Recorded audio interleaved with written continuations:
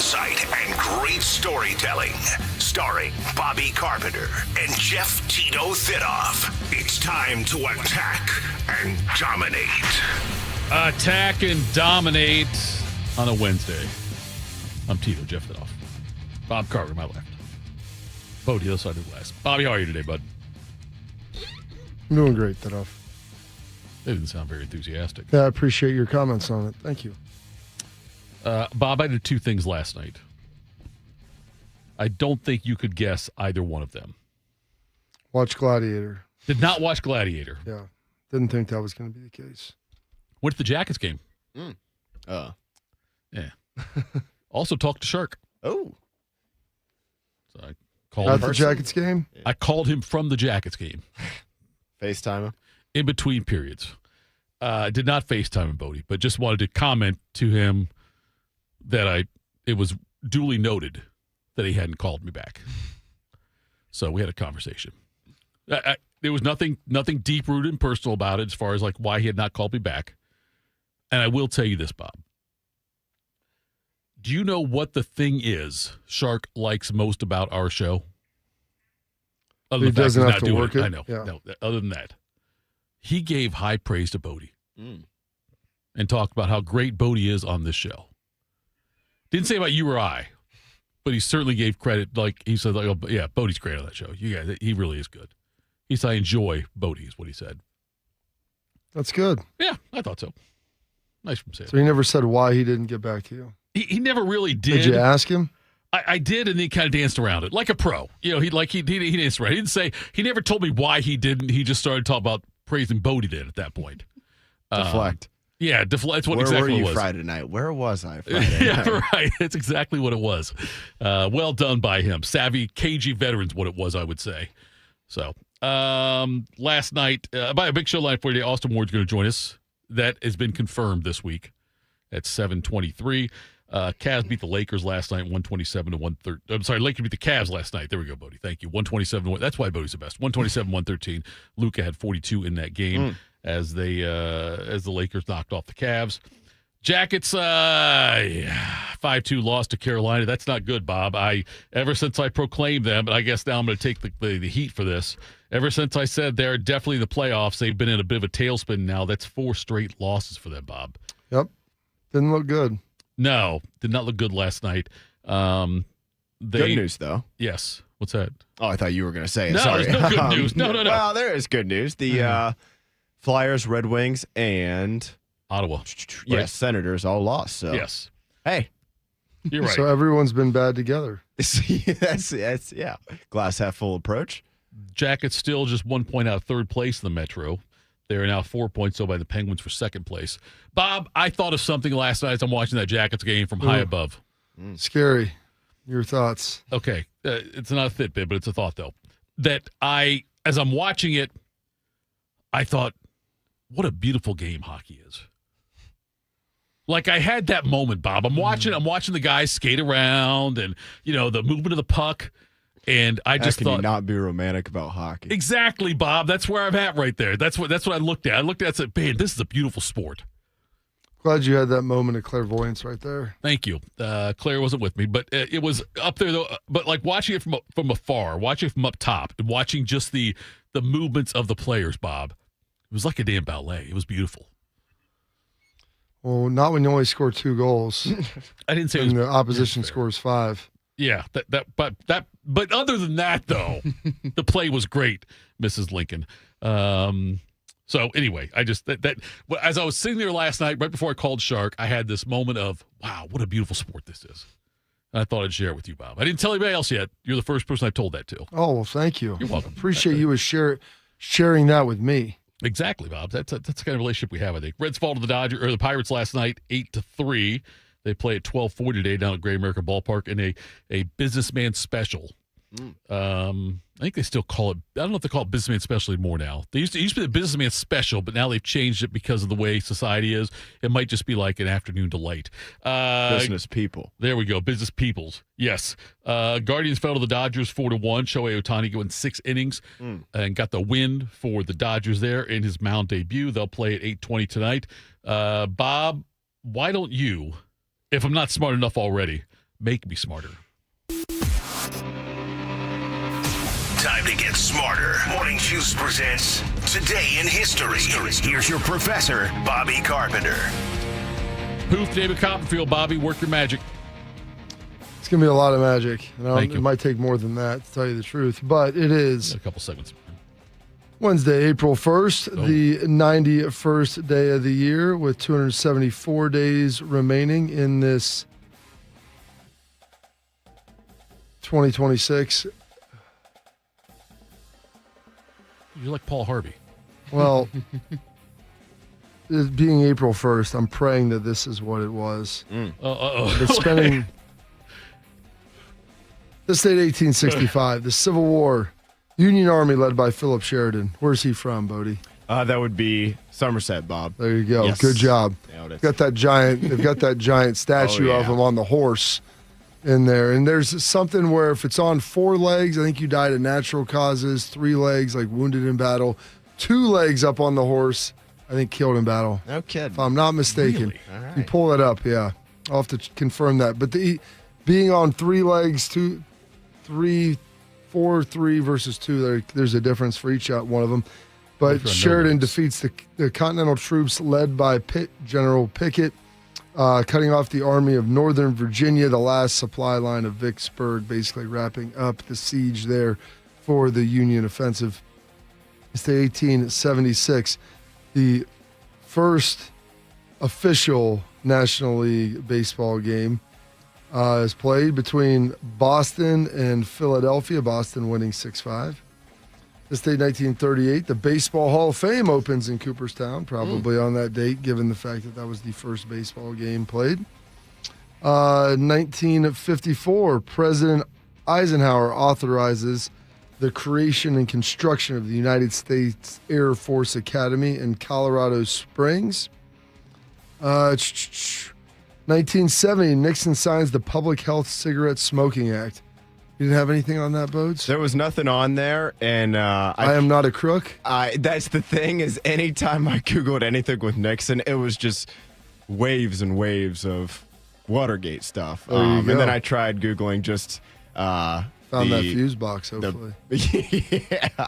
And then when I tried to Google, what was it called? The Public... Smoking Act or whatever. Yeah. There was a girl who gave a presentation in either a high school or college course, and her full video was on there, but I didn't feel like that was really entertaining that's enough what you to- want. Yeah, That's what you it wasn't want. really... Yeah, I'm not sure it was worthy of playing. Smoking's bad, okay? Yeah, I figured you might enjoy that. Okay, here we go. This date, 1972. Major League Baseball has its first collective strike. Thitoff was probably really excited about that as a young lad. That was tough back then, Bob. And this date, 1974. Hooked on a Feeling by Blue Suede hits number 1. Hooked on a feeling. I'm high on believing that you're in love with me. Shark also say likes and misses my singing, just so you know. There's zero. I swear to you said it, Bob. I swear to you. Did you ask him? Nope, did not. I don't believe that. There's zero chance. Bob, I swear to you, he said that to me, like out of the blue. There's no way. Bob, I wouldn't lie, but Yeah, I know you it's would. April Fool's. Yes, you no, would. wait. I Yes, know. you would. Not about that. I'd lie about other things, but not about that. Listen, easy, Meatloaf. I'm not. I'm not. I'm just believing telling that. you that Shark said that to me out of like. He probably said, "Tell Bobby that," just to see if I can get a rise out of him. Okay, that's not what he said, but he didn't say anything about you on that one. He just said, "I do enjoy your singing. I miss it." This date, 1976. By the way, that Hooked on a Feeling right there. It makes me think of Guardians of the Yes, Galaxy. always, yeah. It's so good. Is that one of the Marvel movies? Maybe. Okay. This date, 1976. Steve Jobs and Steve Wozniak found what we know is that a Pell or Apple? maybe. That worked out pretty well for him. Did. I think so. Well, not initially. Not anymore, but Well, not for Very Steve beginning. Jobs. that's true. He's having tea with the Queen. Yeah. And Phil Collins. Lost too. some weight too. Yeah. Phil Collins not dead. Not Do it yet. again. Steve Jobs, yeah. Marvin Died Gaye for- might be having tea with him, though. This day, 1984, shot and killed by his father. 69-year-old Marvin Gaye Sr. was taken to police headquarters in downtown Los Angeles last night after being booked on suspicion of murder in the death of his son. Marvin Gaye was visiting his parents' home here in Los Angeles. There was a family argument. The singer was shot in the chest. A little while later, Marvin Gaye died. Marvin Gaye Sr. armed himself with a handgun and fired several shots, wounding Marvin Gaye Jr. Marvin Gaye Jr. was taken to California Hospital where he was pronounced dead from gunshot wounds at 1 o'clock this afternoon. Marvin Gaye would have been 45 years old today. There we go. Yeah, tomorrow was when he was born, so he was 1 day shy. One day, Oh. his dad. He could have waited. Did a they day. ever, Dad did his dad could've. ever say why he killed him? I don't know if his dad ever did say. Well, they had an argument about something, but I don't know exactly what it like. It must be a pretty big argument. I don't know what they were arguing about, but yeah. Have you ever heard his national anthem from the NBA All-Star game? Is that the one where Maurice Cheeks came in and sang with him? No, that wasn't that one though, Bob. But it is iconic though for the style he did it in. It was a very jazzy version of it. That's widely regarded as one of the best ones, one of the best. Better than versions. Whitney? No, I said one of them. I think Whitney's was pre-recorded. That's the part with Whitney's thing. She loses some votes on my opinion because the fact it was pre-recorded. But the Marvin though one, it was really cool. It's hard to top Fergie for me There's another one at too. the There you All-Star go. game Yes. a few years back. Yes, you're right. Fergalicious? or Carl Lewis's version. That's the Hold other on. one. My friend, I'll make up for it now. right, when Charlie Steiner says that was the version by Francis Scott off-key. Oh, hey, listen. That's a great line I by give him Charlie credit. Steiner. He went for it. He did go for it, Bob. That's fair. Kind of one of those songs, though, that I don't know that it needs its own anybody's Its own style, take like, on it. Yeah, But kinda Marvin just- Gaye's though is really good though. If you listen to Okay, Marvin Gaye's, fair enough. do it during the break when we're not watching your Heinz videos or Games of Thrones talks. Games of Thrones. speaking of. Oh, talks. here we go. I There hope we Jamie go. Lannister's left-handed, Bob. Oh, that happened? Oh, come on now. That finally Let's just happened. whack that sucker right off. Well, listen, Kingslayer. That's that was a pretty rough. I was waiting for that, so I kept asking. Yep. Is he still sword fighting? Oh yeah, well, with one less hand. Yes, exactly. This date, 1985, David Lee Roth leaves Van Halen. Sad one. Go Why ahead. did you leave Van Halen? Hey, anytime people grow up, musically or directionally in the show, what have you, people are going to have different tastes in the music. And whatever you're going to eat, what you wear on your feet, you're going to have different opinions, and that's going to affect the music. So we just, went our own Was way. it angry or just a disagreement? Initially, when I had left the band, it was not angry, it was amicable, and then it turned into an ugly divorce. Why later? Back and forth, going in the press. And I'm frankly, Charlie, I'm really sick and tired of talking about Van Halen, They've got their own career to lead, and it really doesn't, they strike me as just another act now, just another band, and we've kind of zoomed off in a completely different direction. I love Van Halen with David Lee Roth. I did. Sammy Hagar, they were better musically, though. I liked what Hagar did with Van Halen, but David Lee Roth leaving the way he did. And then he had his first solo career, like Yankee Rose, one of the songs that came out, and that was decent. Living in Paradise, a decent song as well, but I don't know. I think looking back, it was a huge career mistake by David Lee Roth to leave Van Halen. Yeah, I mean, possible. I think so. Yeah. Van Hagar, I think, it was good. Just Me too. wasn't. Me too. Wasn't quite to that level that you were looking for. Some birthdays today. Don Hasselbeck turning 71, the father of Giants, or played for the Giants tight end, but father of both Tim and Matt Hasselbeck, NFL quarterbacks. Mark Jackson turning 61 today, the All-Star in 89, played from 87 to 04, head coach of the Warriors. Long time on the call desk at ESPN. In the fourth quarter, how about the pump fake? And mama, there goes that man. Lakers can't wait to get to the finals. and then pushing the ball. Ray Allen wide open, pass off point, but I'll do the rest. You know the rules. Hand down, man down. You don't have to say anything. This is Larry Bird-like.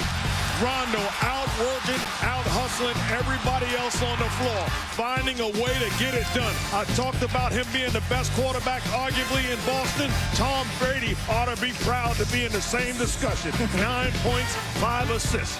Rondo. I liked him on doing So did games. I miss when it was him, Breen, and Van Gundy? Van Gundy. Yeah. Well, it was funny because it was always interesting, the interaction between him and Van Gundy, because Van Gundy was his coach. Yes. And so he's like, you could never get that done, Mark. Like they'd go like some little inside quips back and forth. And I thought that's like what made the broadcast good. And people want to dog Mark Jackson for, the stuff that happened in Golden State. I mean, Golden State was terrible when he got there. He got them better. Yeah. Was he maybe the right guy to take him over the top? No. But he set a floor for him. Yeah. I mean, they were, like you said, they were not very good, and he kind of got him going there. And Steve Kerr. Mark Jackson. Steve Kerr from the chat, or Steve Kerr? It's good. That's fair, Both. Bob. Shamrock. Bob, Mark Jackson played at St. John's and then went to the Knicks, and he and Rod Strickland were both point guards, and there was like a point guard controversy in New York about who should be the point guard, and they were both there for a while. Also, Mark Jackson told me he misses my singing. Go ahead, Bob. I don't know if Mark Jackson's ever heard you sing. Rachel Maddow, former MSNBC anchor, turning 53.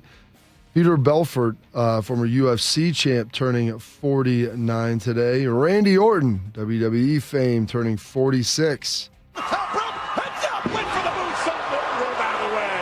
Orton playing possum maybe, I don't know, got out of the way. Matt Hardy crashed and burned. And look at Randy Orton slithering. Watch out, watch out, watch out, watch out! KO! Here's the cover, hook of the low, and the legend killer picks up the victory.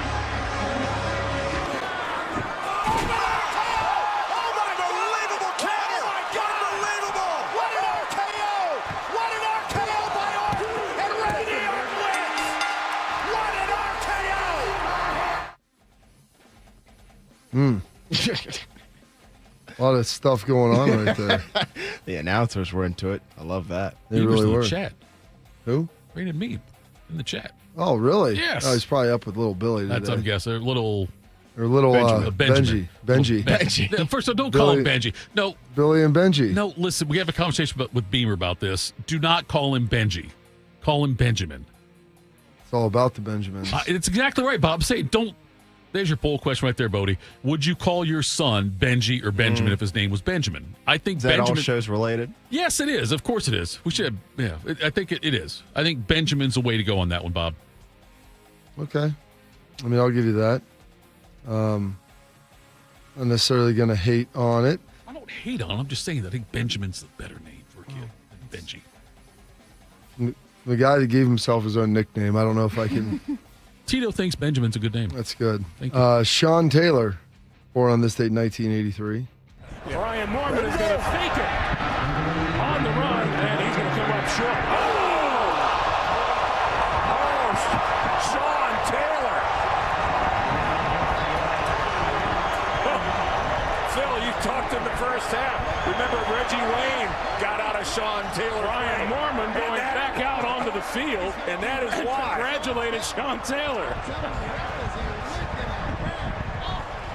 I don't know if it was a fake. It might be he just decided to run with it, but Sean Taylor came from about 30 yards back and just ran right to To and through. Whether it was his decision or not, guess what? It was a bad choice. It was a bad choice. Milk was a bad choice. Ron Burgundy. Hillary Scott from Lady Antebellum turning 40 years young today. It's a quarter after one. I'm all alone and I need you now. And I said I wouldn't call.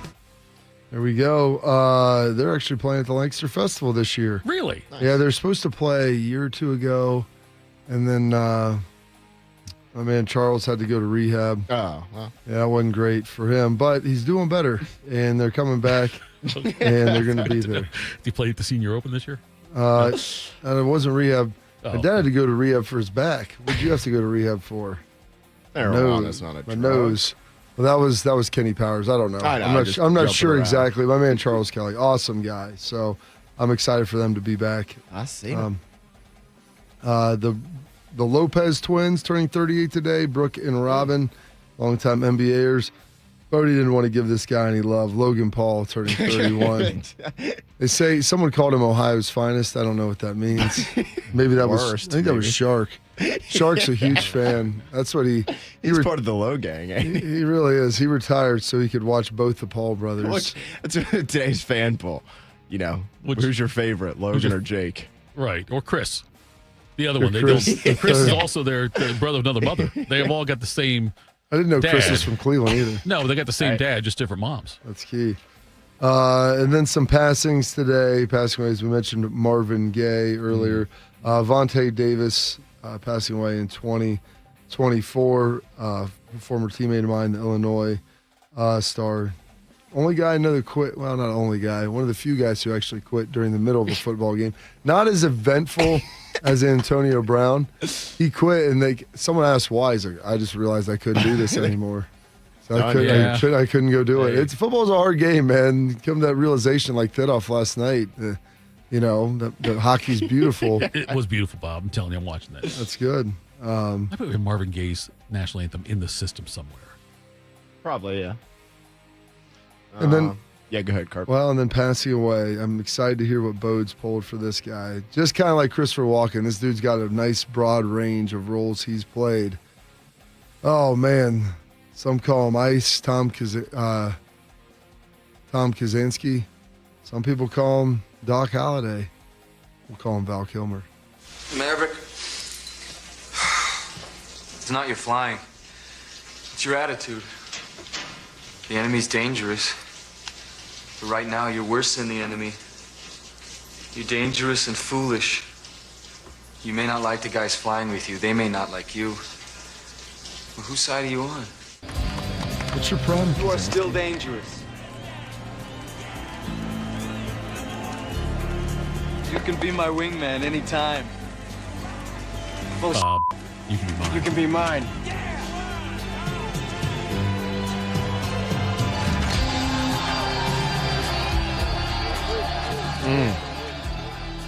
Goosebumps. They just don't make movies like that anymore. Or shirtless volleyball scenes in jeans. Oh, you love that. What's dogfight football?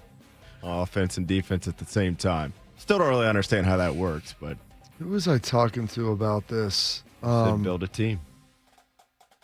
About how terrible Tom Cruise was What? at throwing. Oh, okay. And yeah. we brought this up. I'm trying to think who I was talking to about this. And how if you watch him at the end of the movie, he throws Goose's dog tags. It's the worst throw ever. It is not good.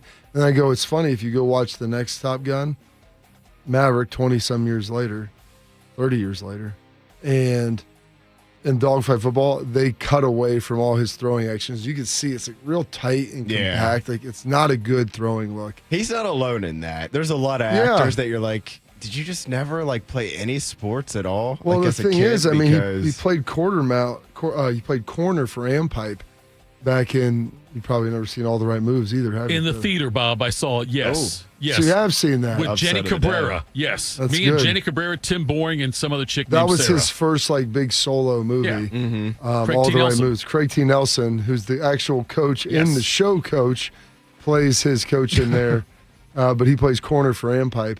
But yeah, he didn't throw the ball at all in there. Just played some DB. So I'm like, there's a reason why Costner got all the baseball leads, and Charlie Sheen, like in the 80s and 90s. Jenny was the cuter one that Tim went with, Tim Boring. I got her friend to go. I was 7th grade. So you're part of the double date. No, trust More me. the wingman. Listen, yes. You can be mine. Yeah, no, it was. I absolutely took one for the team that night. Look, I'm telling you right now, they combined for probably a 12, and Jenny was an 8. Just saying. That's good. No, you know what? Jenny. That's fine. Tim Boring, you still owe me for that one. I'd pay for her. Whatever. I'm past it. I'm glad that we Glad that we finally. She also misses my singing. Go ahead, Bob. Nice. All right. And that is for that. Some holidays and observances today, if I can get this pulled up. My son, I'm going to kill him. April Fool's. So they were talking about, all right, so it's April Fool's Day. Yes. There we go. Everything I gave you was real. The first day of Passover as well. Holy Wednesday, which is 4 days before Easter. National Fun Day, Jumping Puddles Day, Trombone Players Day as well, just to make sure it's not rusty. And U.S. Air Force Academy Day. And those are historical events, your birthdays, your passings, your holidays, observances for this date. Wednesday, April 1st, the 91st day of the year, and 274 days remaining in this 2026. Why are you going to kill your kid? We're going to tease that. We are? Next. Okay, coming up next, Bobby will kill his kid. We'll tell you why. Morning Juice. I slept in a lot of different rooms, different beds, but none of them really felt like mine. I spent 14 years in foster care, mostly in group homes. And I never had much stuff because I always had to be ready to move. Why get things if you just have to let them go? There are more than 100,000 children in foster care waiting to be adopted. The Dave Thomas Foundation for Adoption is working to help find them a forever family and a permanent home of their own. Now I have my own room with walls that tell my story. I love hanging out in here. I play dress up with my sisters and I sing and make videos. But the best part, knowing I'll always have a place to go and a family that loves and supports me. If you have room in your home or your heart, see how you can help at davethomasfoundation.org. My mom is a veteran and she was injured in the line of duty. I hurt my leg in a training accident when she was only 2 years old. She had 7 different surgeries over the span of 9 years, and there were tons of complications. I couldn't be the mom my kids needed me to be. She missed so much. After my last surgery, I got an infection so bad I thought it was going to kill me. I told her she couldn't leave me yet. There was still so much she had to see. I hadn't even graduated. I'm doing much better now. I may have lost my leg, but I've gained so much. I'm an active part of my kids' lives. She can kick a mean soccer ball. DAV's been there for me and my family. Through thick and thin, they've had our back. Every year, DAV helps more than 1 million veterans like Sandy get the health and disability benefits they've earned so they can achieve victories great and small. My victory is getting my life back. I got my joy back. We got our mom back, thanks to DAV. Support more victories for veterans. Go to DAV.org. Hey Max, you look absolutely dashing in that purple tie.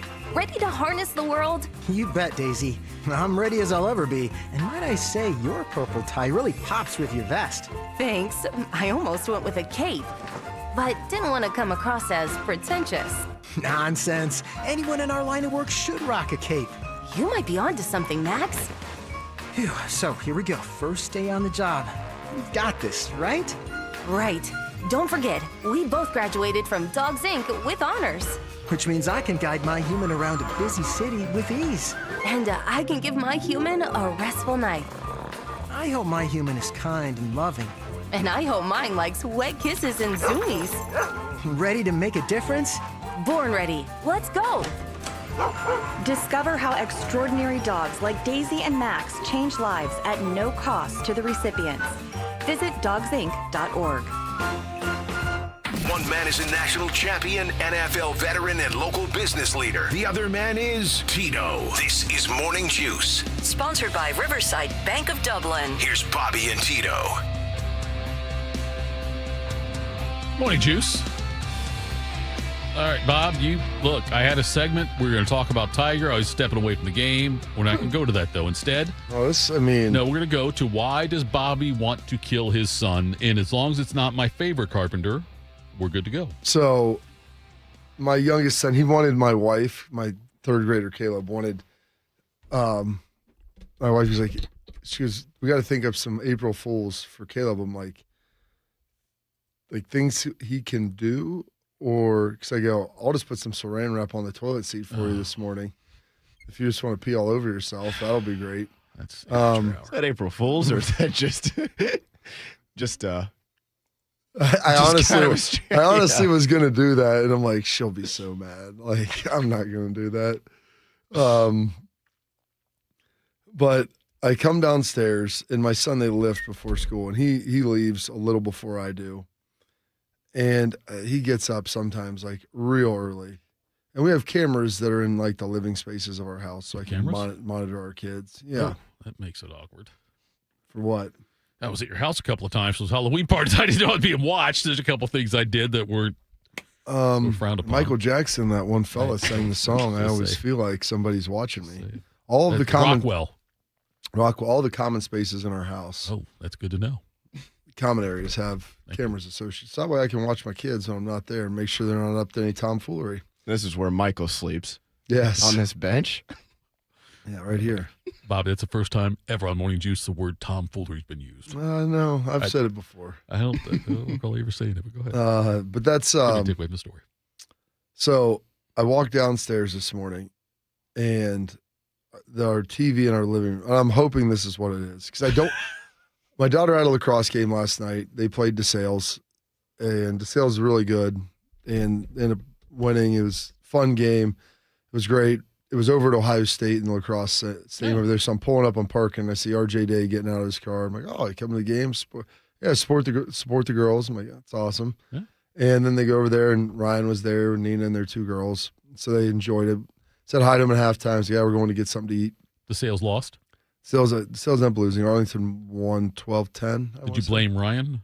Should we fire Ryan? Yeah, exactly. I think it is his fault. Okay. I would say they said they played with too slow a tempo. That's the I problem. was wondering about that too. 12 goals. I mean, like a defense, Matt Patricia probably has to come into question too. Got to come up. Yep. Got to get it going. Issue, yeah. Get it going. So I get back. A bunch of the dads went to Carsoni. Parents go to Carsoni's. They do after every game. I was like, it's like 9 o'clock. I'm gonna go home. I've got class to teach tomorrow. I got show. Just Wednesdays are a long day for me. And it was a big game, so they'll probably be there till 11, consuming libations. I didn't need that in my life. Not at that time. So I wake up this morning, do my normal routine. I hear him walk out of the house.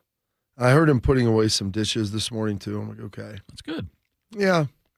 I didn't see any evidence that he ate breakfast. That's concerning. But either way, he usually takes food. He'll go there, lift, shower, and do everything. It's great. The TV's on, which I get upset because I was like, there's no reason for you when you're leaving the house at 5:15 to ever turn the television on in the morning. Like, what are we doing? You turn the TV on before you come in, Bodie? Exactly. Not even close. No. Not even close. Hey, watch it on your phone. Whatever. Okay. I mean, I'll scroll through the things. Like if there's stuff that I check some scores, things that happen, just general things.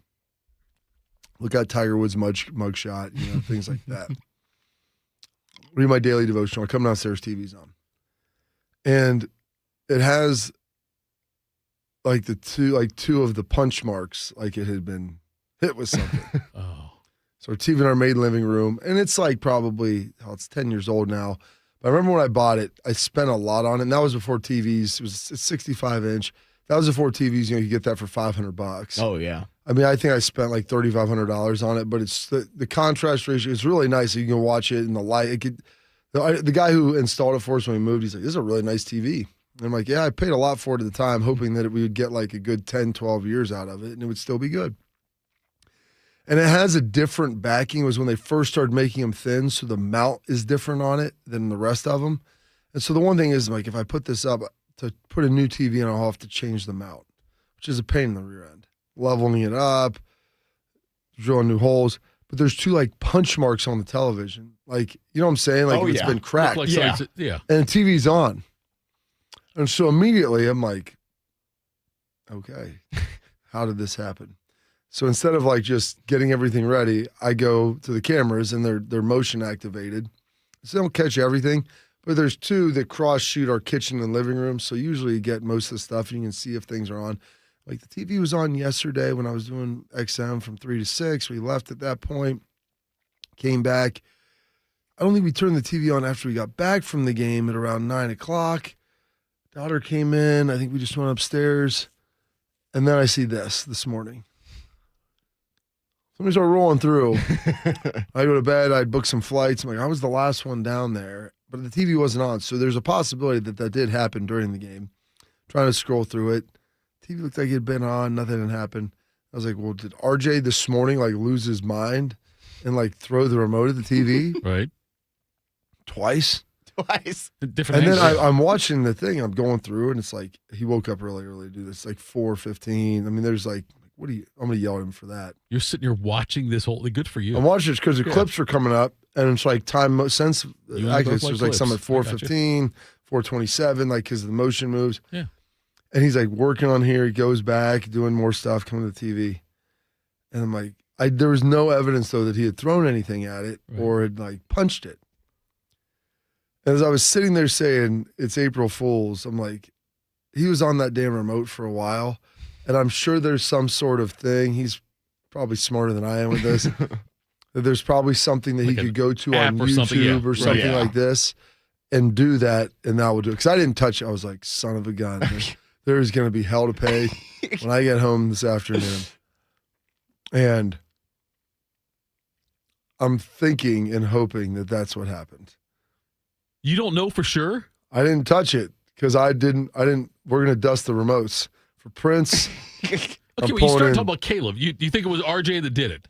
Well, I thought there was a chance that maybe Caleb did it because I watched him throw a remote at the TV before. Thankfully, it didn't break it because he was 3. Oh, I've had a few of those. I've had a he few was TVs 3, broken. And it didn't happen because his brothers were making fun of him, and he grabbed the remote. Yeah. They wouldn't give it to him, threw it at the TV. Thankfully, it didn't break. That was when he was 3 years old. He knows better now. He's 9. And I'm thinking maybe it happened during when we were at the while we were at the game. He got home from practice. His brother may or may not have forgot to pick him up. He got a ride. He may have got an argument with him and then done that. Watch this. But I didn't see any evidence of that. So I'm guessing that what transpired was, as I was sitting there looking at being April Fool's this morning, that my son went to great lengths to pull that. And that is what I'm hoping, because the other alternative is going to be buying and mounting a new television, and I'm not really excited about that.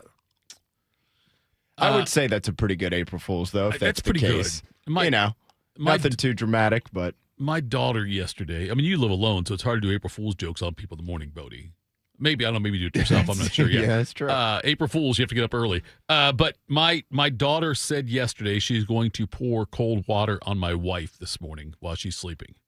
See, I don't know if that really qualifies as April Fool's. I think it's just mean. That's just straight up a prank. Right, I guess so. It's not really April Fool's related, but that's what she's going to do. So when I left this morning, and this never happens, my wife was already awake, and she's sitting on the couch. And I'm like, why are you awake? And she said, I just couldn't sleep. I think it was because she was worried about Charlotte doing that. Prank successul then. I agree, right. She just gave up a lot of sleep. Maybe that was the prank. Yes, Charlotte can't get in trouble for doing that. But so as of could you call Courtney during the break and ask her, is the TV actually I don't broken? think they're up yet. Usually it's around 6:50 is the wake up calls. All right, so going maybe, down. All right.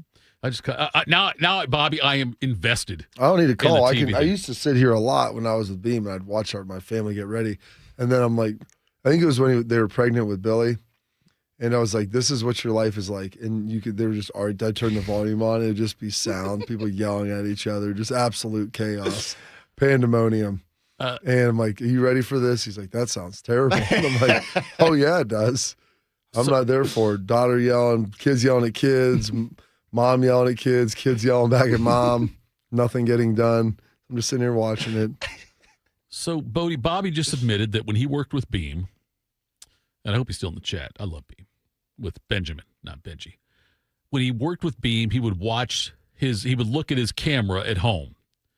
But he hasn't done it with me. Does that mean that I force him to work more than Beam did? Would you take it that way? Would you interpret, if he said, hey, I used to be able to do this, when I was with Beam, I could watch my camera all the time, and now I can't. Shorter breaks, probably. Shorter Yeah. breaks. Only 3 versus 4. And it's only 2 hours. So the work that I have to get done during the show, I have less time to get that done as well. Is it also heavier lifting for you working with me? Let's get. No, that might be part of it.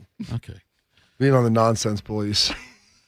You throwing a lot of big words I don't understand, Bob. I'm taking them as disrespect. Coming up next, Quick Hitters Morning Juice. James Laurinaitis here for my guys at Green & Sons, the premier Kubota dealership in Central Ohio. Green & Sons has all the Kubotas you need to tackle your land and come out a winner. They have zero-turn skid steers, tractors from 18 to 171 horsepower, and also utility vehicles. My favorite is my RTV Sidekick. The best thing about Green & Sons is they've been family-owned and operated since 1970, and you will love dealing with the Green family and their winning team. Do what I did and check out Green & Sons located in Mount Sterling and Marysville, or online at greenandsons.com for all your Kubota needs. There is nothing more meaningful you can do for yourself, your family, and friends than finally getting rid of that pain so they can enjoy that time with you again, especially heading into vacation season. Here, let me help you.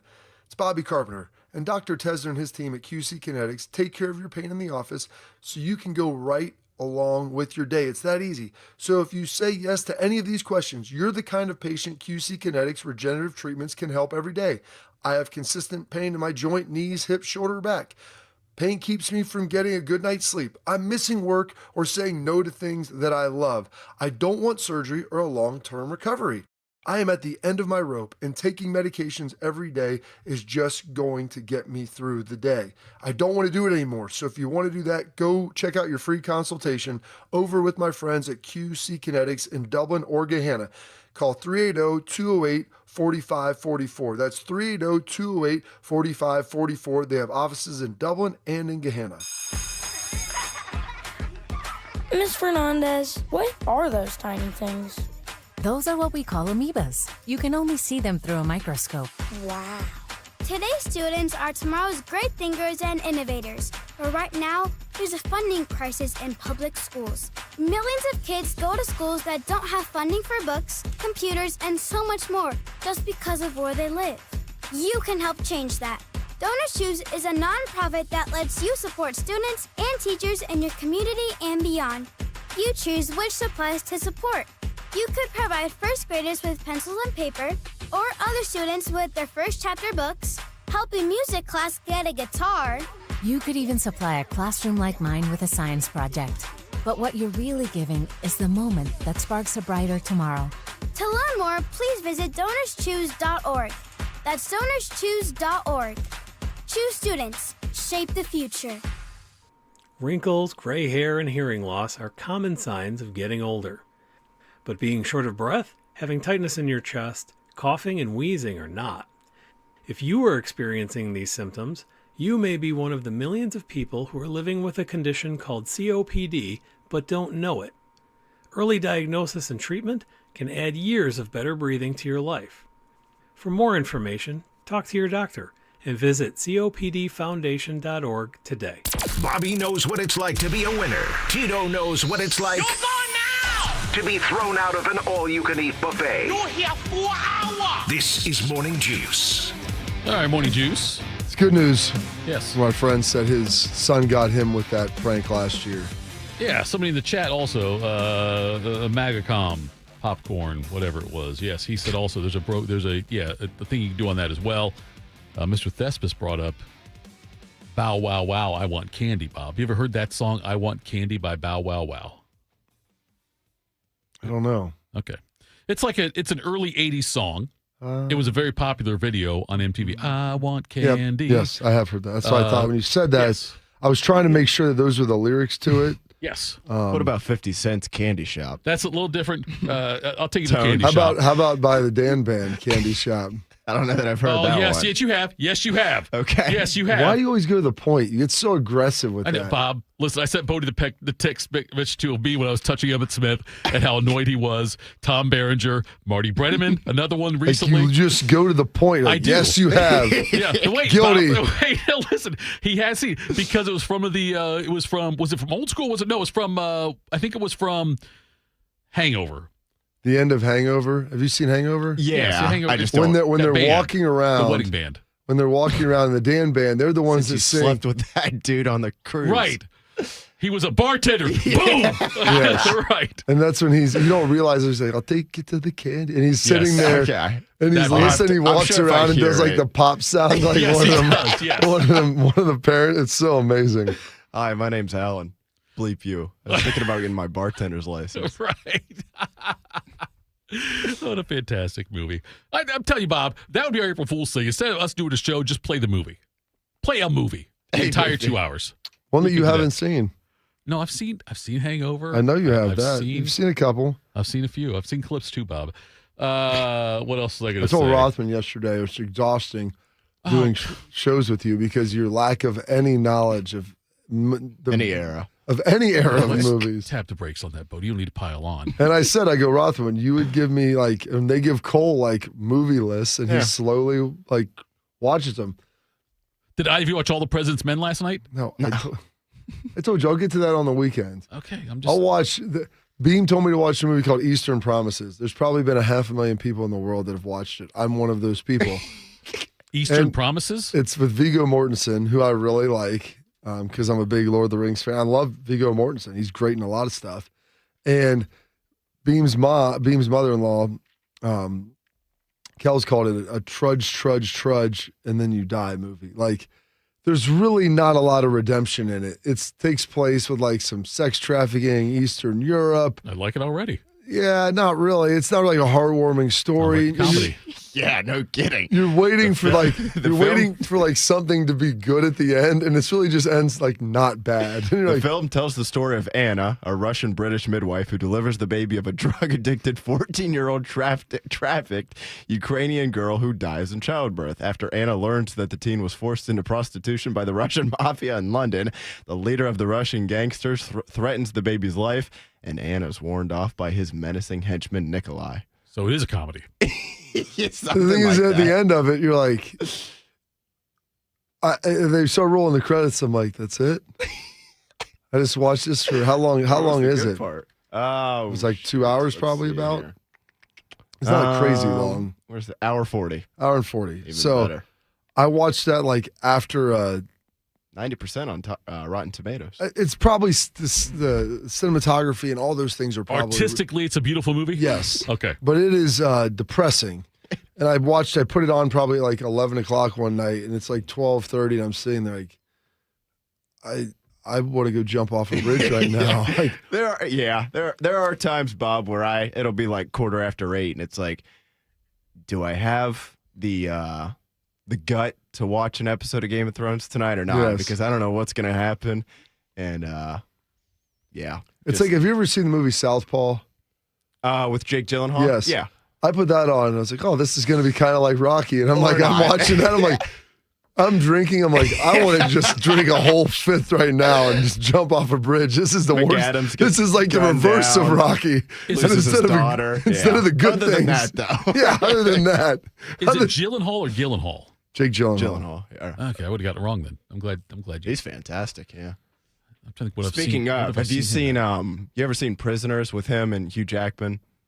Oh, that sounds good though. Oh, you've never? Oh, it's fantastic. You want to talk about a movie that ends on a heck of a note? That's all I'll say. Prisoners. It's I think that's what it's called. It's pretty old. All now, right, you're gonna give me something to watch then. 2013. Yeah, that's him, perfect. Hugh Jackman, Paul Dano, I think it is. He played Joker in the most recent Batman. Okay. 2 hours 33 minutes. So you got to carve out an evening, but it's fantastic. Yeah. If you're watching on YouTube, you can see now whenever either of them make a movie reference, have you seen, they look at each other. Well, no one looks at me. Have you seen Prisoners? No, but doesn't matter though. No, this is what I feel like. I'm telling you now, just to go make your movie reference here, in Superbad, in Home Ec, when... Listen, no offense. Everybody takes his close right, just no to get offense. an A. Yeah, not Fat Jonah Hill, the other guy. What's his name? Michael Cera. Michael Cera is there with the Asian kid, right? And they're bonding. Yeah. And he's like, look at them over there. That's what I feel like. I feel like Fat Jonah Hill and you guys are that guy and the Asian guy. That's okay, though. And talk about Game of Thrones, all your stuff. Do your own podcast. Muhammad's the most popular name in the world. Read Right. a book. Read a book. That's great. Should it be Muhammad or McLovin? Anyway, what are we going to do? We do quick hitters, Bo? Do you want to do it? Oh, yeah. Why not? Morning Juice presents Quick Hitters. All right, fellas. Happy Wednesday. We'll start here. A little bit of college football and college athletics in a whole. In the summer of 2024, Ross Bjork revealed that the Ohio State football team spent around $20 million on its roster for that upcoming season. which, safe to say, the Buckeyes got their ROI, return on investment, as they went on to win the national championship that season in the first year of the 12-team playoff. Nowadays, though, $20 million, that's a drop in the bucket, man. Antonio Morales of The Athletic wrote a story this week detailing the never-ending rising cost of a college football roster, as everyone is playing a version of keeping up with the Joneses as we live in this NIL era. In that article, it was wrote that one SEC head coach recently told The Athletic the new number in our sport right now is $40 million. That's for the 2026 season. What's it going to be for 2027? I don't know. I think if you're at $40 million this year, I bet it'll be $45 million next year. A Big Ten personnel staffer also told The Athletic it's getting up there, 35+ million, if not 40+ million. And that same Big Ten staffer also joked. He said, quote, "Our joking model is double it," which is what we say every cycle. It's like whatever you hear, just double it. Carp, my question to you on this, like, what's the end game with this? Because, I mean, a handful of years from now, are we just going to be looking at $100 million roster? What the end game is? Just snapping the finger. And half of them all disappears. Half of them, that's end game, Bodie. Yeah, so the end game is Thanos in this situation. No one knows. Charlie Baker, is he just shutting everything down? I don't know. Like, it's unsustainable. And this is why they start talking about, Congress legislation. I guess there is a congressional working group and a White House working group. They're going to have an executive order, and then hopefully they'll transition that into actual legislation to be able to get that done. Because there is like a degree of unsustainability to this, where if you want to continue to have and Marco Rubio said this during the Council of Sport or whatever the heck they had up there. I'm not sure what it was, but he had a good point. He's like, we have some of the best Olympic sports in the world. We have the best Olympic sports in the world for men and women because of our collegiate model. It's something that's wholly unique to the United States. Nowhere else are athletics tied to universities the way they are in the United States. And to be honest, football funds it all now. Mm-hmm. And if you're going to fund football to this degree, which the players should be getting something, they should be getting compensated. But how do we make this work? And how do you make it so it's just not every year off the rails? Like the NFL, there's a salary cap. It's not like, hey, it's $302 million this year. Next year, maybe it's $400. No, it's a percentage of revenues. They figure all that out. And there's some constraints and guidelines around it. That's how all the sports leagues work. And so I think that there's a way to do that while still saving Olympic sports and not, because eventually people, I don't care how, I wouldn't say I don't care how well. There is a point where instead of buying a bigger yacht, I'm just going to give $20 million to my favorite school every year. And instead of me having a 200-foot yacht, 150 is going to be fine. I know that 200 has the helipad, and that's what I really want, because I hate having to ride the skiff into the land. I'd rather just be able to take my chopper right out to it. But this way I can sit here and watch Texas Tech football and know that we got a shot at winning the Big 12 and winning a national championship, or that I'm the guy who helped start Vitamin Water and now Body Armor, and I give St. John's basketball $15 million a year because you know why? I want to see St. John's basketball win. Yeah. So that's where you gain your utility. But even at that, sometimes if those guys are I don't want to do that anymore. All of a sudden it's well, what happened? I rely on that paycheck. Yeah. And so it's not sustainable to be able to do that. So they've got to figure some way out to make this thing work and work consistently. Bob, you're a learned guy, and so when you say you got to figure out a way to do it, I am not a smart man.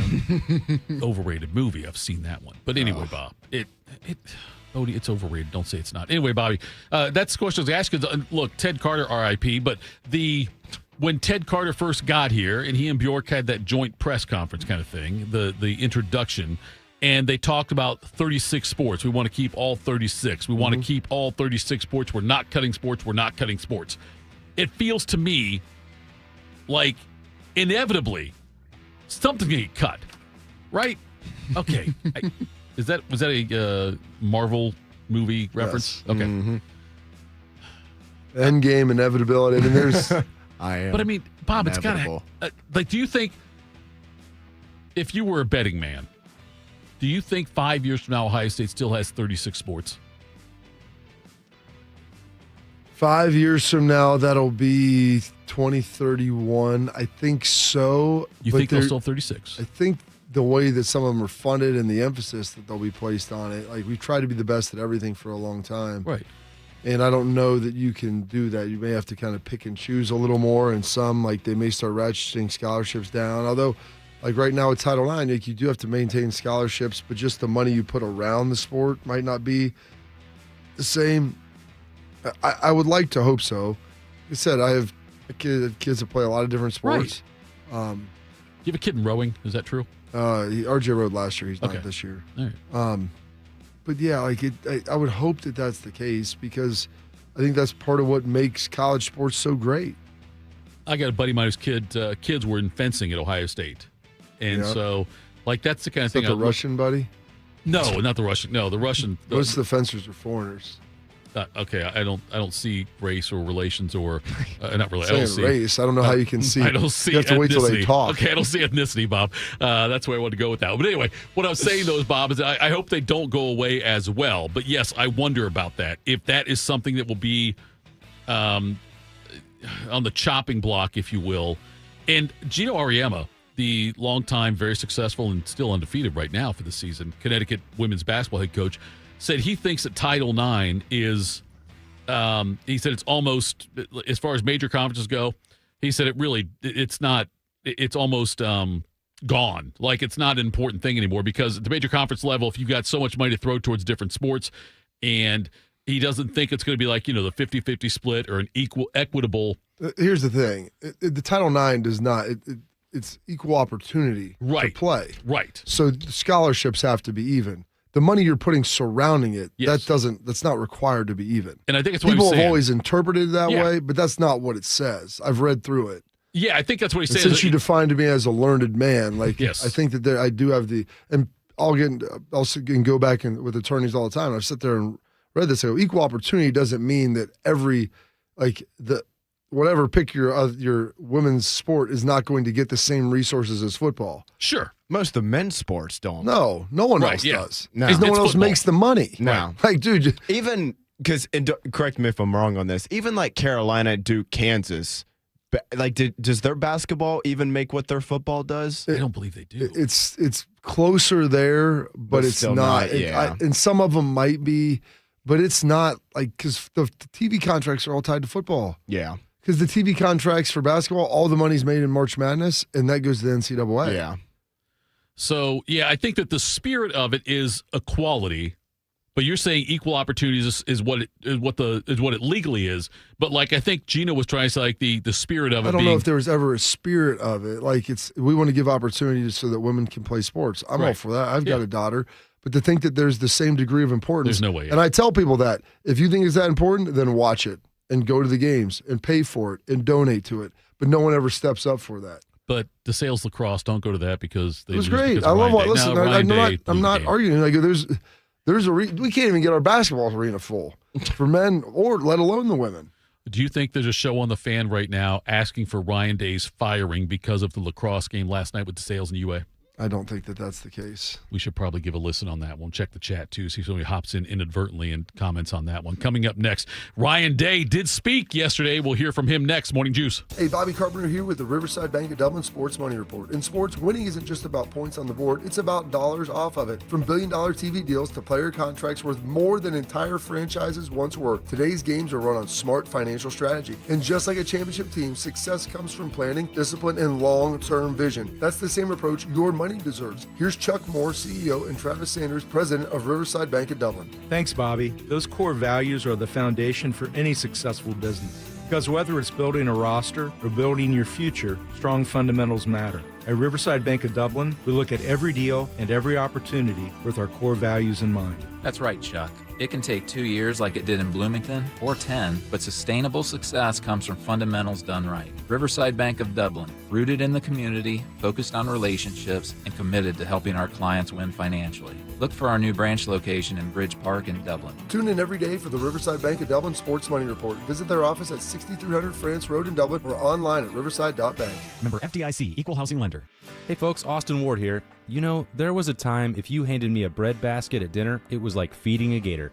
You might lose a finger. Bread, pasta, pizza, man, carbs were undefeated in my life. That is, until Awaken 180 weight loss came in and flipped the script. Look, I've run the gauntlet of diets, and each time, carbs won by knockout. But Awaken 180 isn't a diet. It's a whole new playbook for changed up lifestyle. We all know it's necessary to lose that weight, but this is to keep it off. That constant carb craving, the one we all shrug off as normal, gone. Sure, I still love my pizza. But here's the difference. Now I don't need it. So now, most times when that waiter hustles over with a basket of temptation, I just grin, give a little nod, and wave it away like I'm passing on a 4th and long. Because I'm in control now. Awaken 180 isn't just a game changer, it's a life changer. Trust me. Call them at 844-346-1800 or visit awaken180weightloss.com.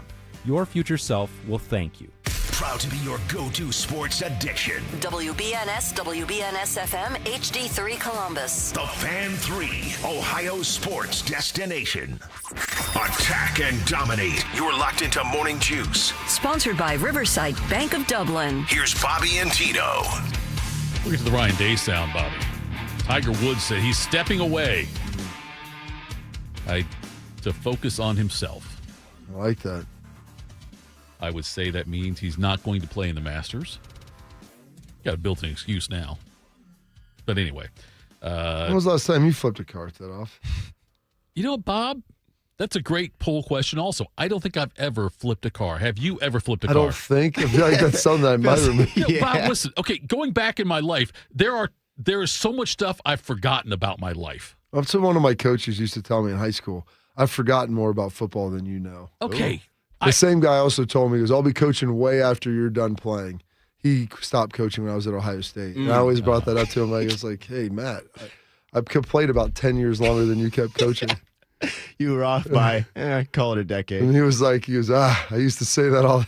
He would say that I'll be coaching way after you're done. I forgot more about football than you know. I'm like, all right. That worked for 99% of his players. Do you have great memories? Like, I mean, great memories. Do you have a great memory? Can you remember? Flipping a car? Not flip, but I'm we used saying, to take one of my friends, her parents got her an Escalade when she turned 16. And there was a part. Must be nice.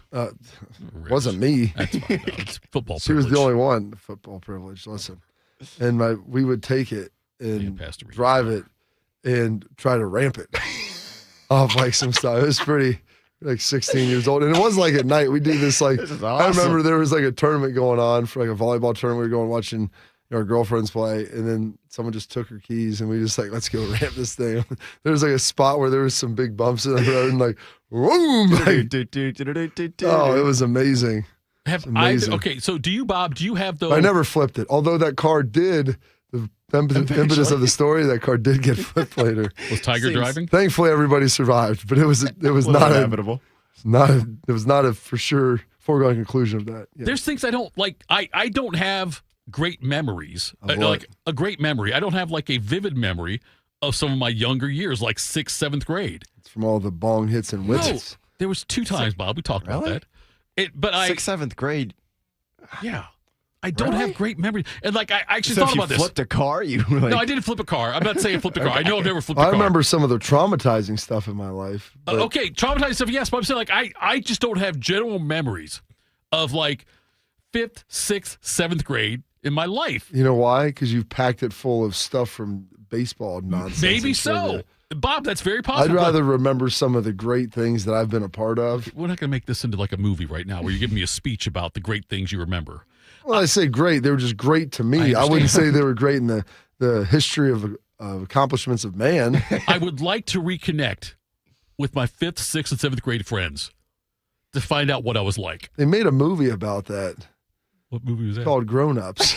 I haven't seen Grown Ups. But anyway, I want to. Of course not. I want to. If it was a Law & Order episode, I would have seen it. But I want to, like Bob, I seriously. That literally is what the movie's about. Some kids won their like 5th or 6th grade baseball thing and basketball deal. That's their coach dies. The coach dies. They all get back together and have a weekend together. And it's like Chris Rock and those Chris guys. Rock, yeah. Rob Schneider, just the whole crew. Yeah. Some of them got some hot daughters. Bob, after Kevin James. the first administration ended. Do you think that there was so much trauma from that? It might have been. That's why, Bob, listen up. Look at me. Transparent. Okay, listen. After the first administration ended, I, for a while, dated my 4th grade girlfriend. Oh, wait, she was in 4th grade now. Don't, Bodie. Listen. Anyway, I reconnected with her through social media, and we dated for a while. And that was that the one that was a 4? I'm not going to. No, it wasn't that one. It wasn't that girl, but anyway, it doesn't. I'm not going to besmirch her. What's my girlfriend doing here? So anyway, See that Bob, teacher over there on the green? I truly enjoyed dating her because I learned about myself as a 4th grader. We had conversations. Like about what school was like back then, the people that we hung out with, our friends, the teachers. Segregated? Yeah. So anyway, though, Bob, like I wish if I had friends from the 5th, 6th, and 7th grade, I could reconnect with them and find out, what's inside Jeremy. You know what I mean? That's what I want to do, Bob. I want to know that. I want to know what I was like in 8th grade. I remember 8th grade was a great year. That's when I peaked. 8th grade's when I peaked, Bob. What year was that? 1984-85 school year. All right. That was when I peaked. I was in that was peak Tito right there. So far. Well, no, it's fine. But anyway, so you have vivid memories. Yeah.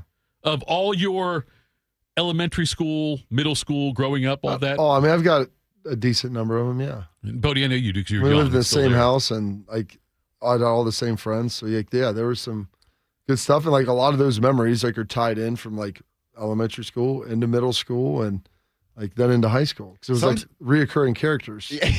Yeah, some stuff like I almost can't believe I still remember. Oh, like yeah. you hear a song and you're like, oh my yeah. God. Like, do you associate songs with people? There's not people, but well, I guess songs. sort of. The way your mind remembers things, like songs. Like I can remember song lyrics to just about everything. Like Right. if I've heard the song enough, sure, I remember all that. And I so used to like be a able to lot of it is, it's like, hey, you tie that into the moment, you tie that Right. into the experience. If there's any type of scent.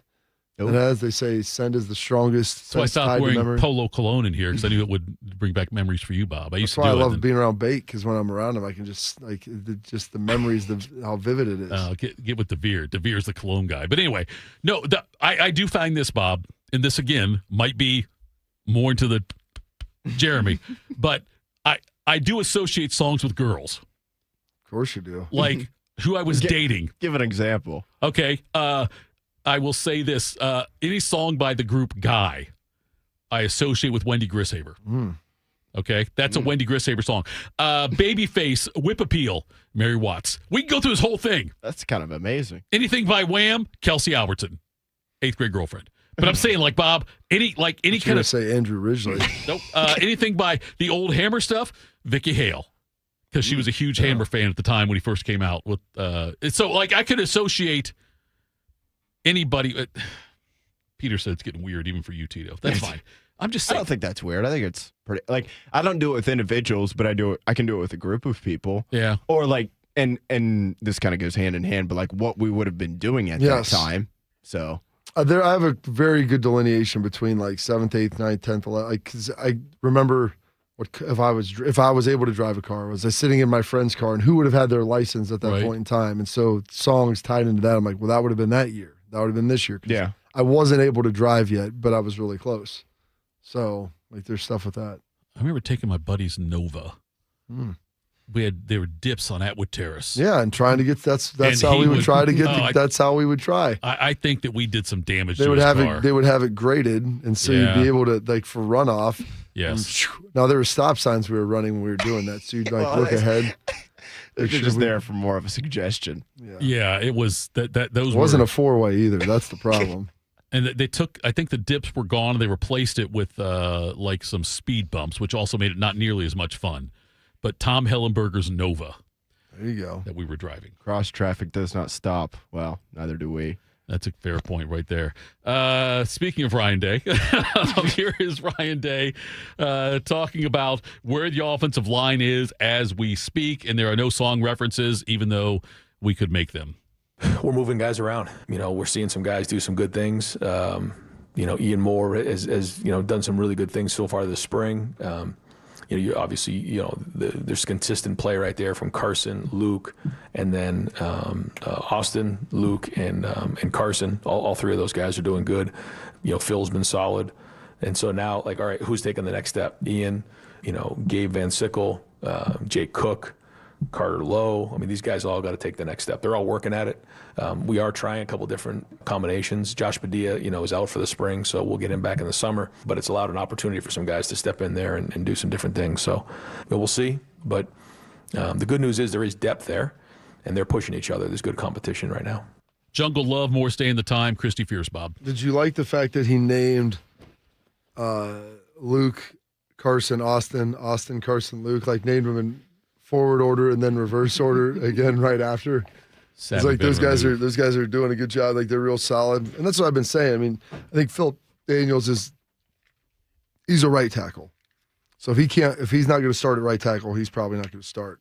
But I think he's played pretty well this spring. Luke's going to be your left guard. Carson's going to be your center. Austin can play left tackle. He can play right tackle. He could play right guard. And so, he said Ian Moore's doing some good things, and they're moving guys around. They're trying to see what combination fits the best.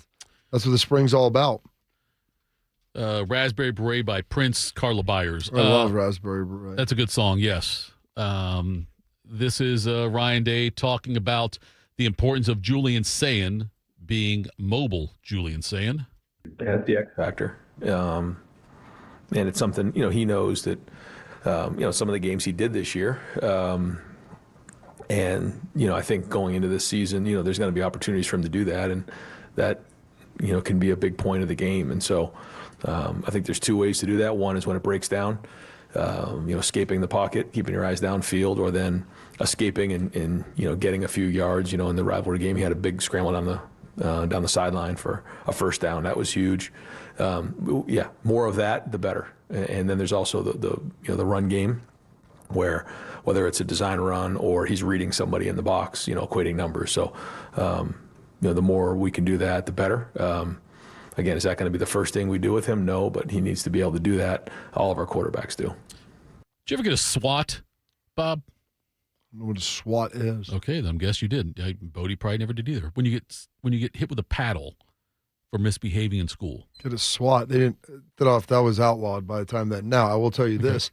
All those paddles they outlawed, my dad took home. So yeah. Okay, I didn't know. Like I didn't know if your generation, if that's what it was.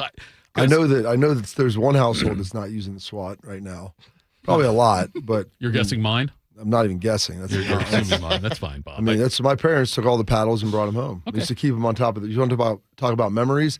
The sound of that paddle being pulled out from above the refrigerator is very distinct, and when that thing would snap out of there, that's when I knew we were in trouble. So when I told you I peaked in the 8th grade, I think I got more SWATs that year. I was very popular, not with the teachers, but I was very popular. Well, I was well known.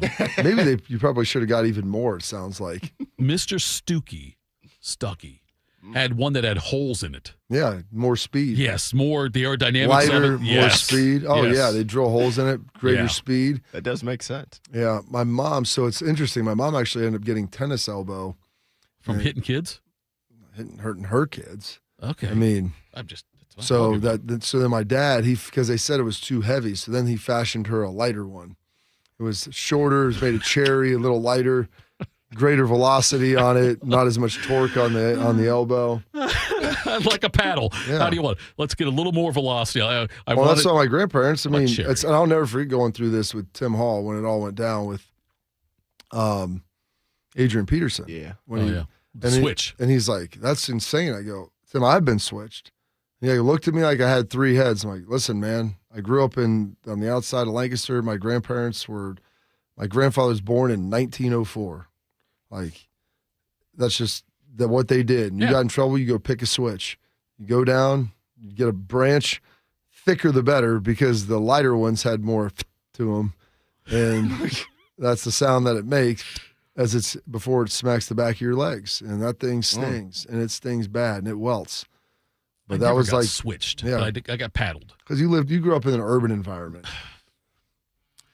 Anyway, Bob, and on the rural farm, which is where Adrian Peterson grew up, and where's he from?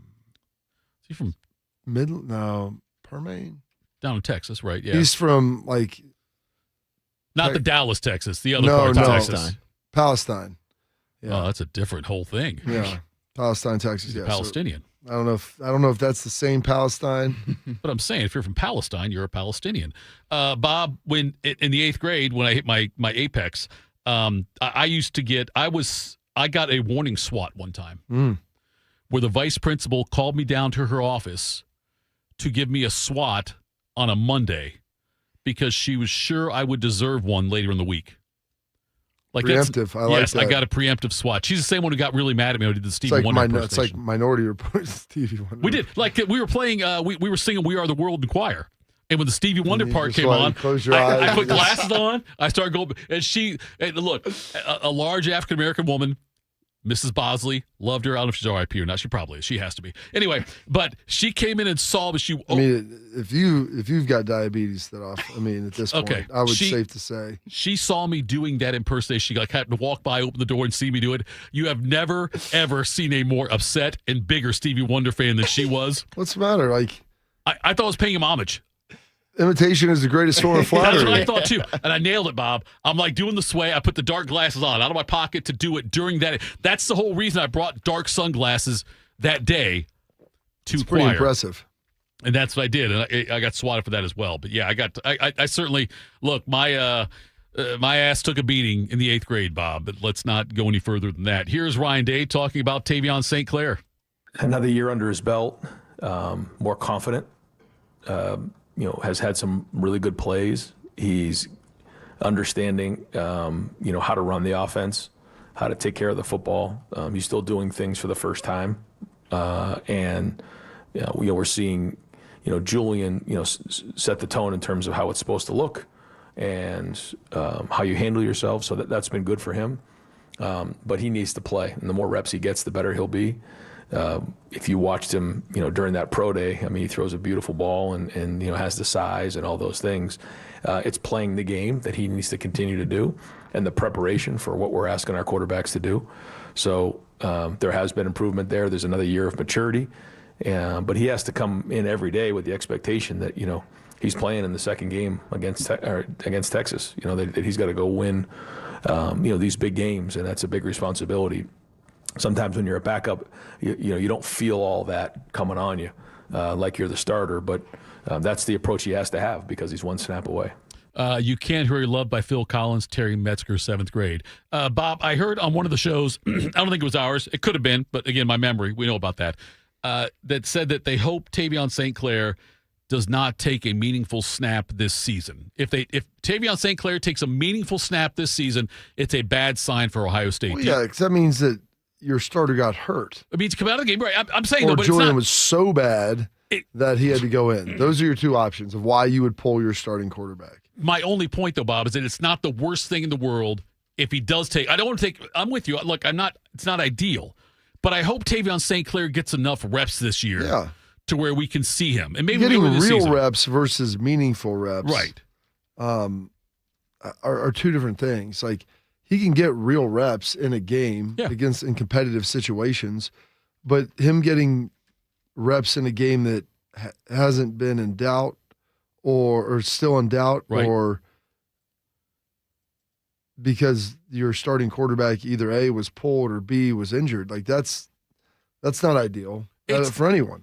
I get that. I guess what I'm saying is that I do want to see him in live bullet situation this year. And you've seen him in practice a lot. Yeah. Obviously, I have not. But from what you've seen of him, he has all the tools, and he's getting better. Like what Ryan said, is he a Because there's people like, oh, he's bigger, he's this and that than Julian. Yeah, those things are all true. Right. There's a couple people I talked to, scouts, like that guy's probably going to be the first overall pick if he continues to play like we think that he should, and his accuracy, his anticipation. Yeah. First overall pick. He's a quarterback. I understand. That's like first I've heard about Tavion St. Clair. I know no, not Tavion. Julian. Oh, Julian. I'm sorry. I thought you said Tavion. Sorry. No, but like Tavion has more physical ability than Julian. Right. But that's not, like, physical ability is part of it. It's playing the game, seeing the game, feeling all of those things. And, like, he oh, goodness, he's from Bellefontaine. Yeah. Bellefontaine. Yes. My son goes, I don't think I've ever been there. I go, that's where Mad River is, dude. You've been to Bellefontaine plenty of times. Yes. Get out of here. It's halfway to Van Wert. Yes. And because his brother just transferred to Upper Arlington this year. He did? Yeah. And but I'm like, he just needs to play the game. Like, he didn't have a complex high school system. He wasn't playing crazy big time ball, Right. like, and then, traveling around on a 7-on-7 circuit. Like, but he physically looks the part, and he can throw it really well. Great athlete, tall, strong, and he makes some really good throws. It's just a function of being able to process, get through reads, identifying coverages, and seeing all of that, and doing so while like there's a pocket around you, and it feels like sometimes you're throwing from a phone booth. Brother, a football player? Yeah, he plays quarterback. Does he really? Yeah. Oh, wow. I didn't know he transferred to UA, Bob. I was out there. I think I actually brought it up a couple weeks ago. Not with me, you didn't. Maybe you weren't in, but I I'm can't think of a always day. here. I can't think of a day that I was on that you weren't. So Well, it could have been on your XM or with the other guys. no, it was. I talked about it on here. I promise you, because my kids made a big deal of it. Bo, do you remember him talking about that or not? Because I don't. Not off the top of my head, no. He probably did, though. Coming up next, I see him right now on the screen. You'll get to see him here very soon. Austin Ward joins us, talk more Buckeyes. Morning Juice. It's been a real journey since 2014 when I first had my injury. I realized that my home was just not working for me and that it was time to ask for help. Homes for Our Troops is really giving me my life back. The shower allows me to go in and turn around with my chair, pull down storage racks, automated door systems, hours of my morning given back to me. Adaptive sports are a huge part of my life, a huge part of my healing journey as well.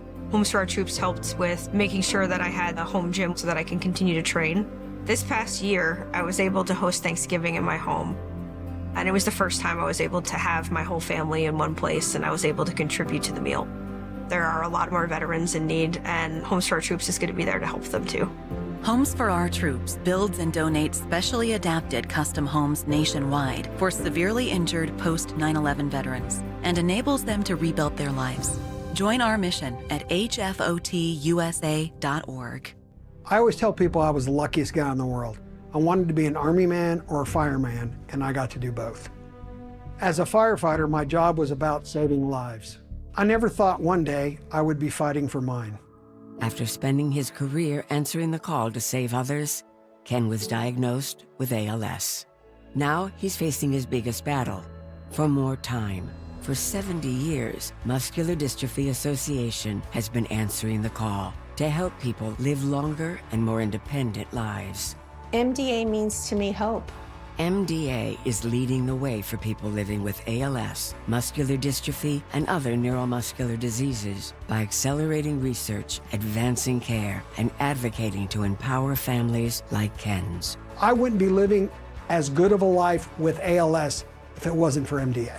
MDA is helping people live stronger and love longer. Learn more at mda.org today. Once there was a man who couldn't stand. A mom who couldn't wait. A scientific community that said it couldn't be done. And then you. And then I. And then we brought neuromuscular disease into screaming color with the Muscular Dystrophy Association. For 75 years, our voices have thundered through the halls of Congress. We've willed the impossible into existence. We've pushed the science, raised the funds, shifted the narrative, and transformed the reality of life with neuromuscular diseases. For 75 years, we've built communities together, established the field of neuromuscular medicine, and made it thrive. Call that a legacy. Call it impact. Call it momentum. Just call it ours. Because it's the generations of community heroes that give MDA the strength we have today. And until neuromuscular disease is a thing of the past, you couldn't stop us if you tried. Join us and celebrate 75 years of breakthroughs at mda75.org. Attack and dominate. You're locked into Morning Juice. Sponsored by Riverside Bank of Dublin. Here's Bobby and Tito. Morning Juice. Boy, Bobby, it's flying by again. What a show. Let's bring on this guy.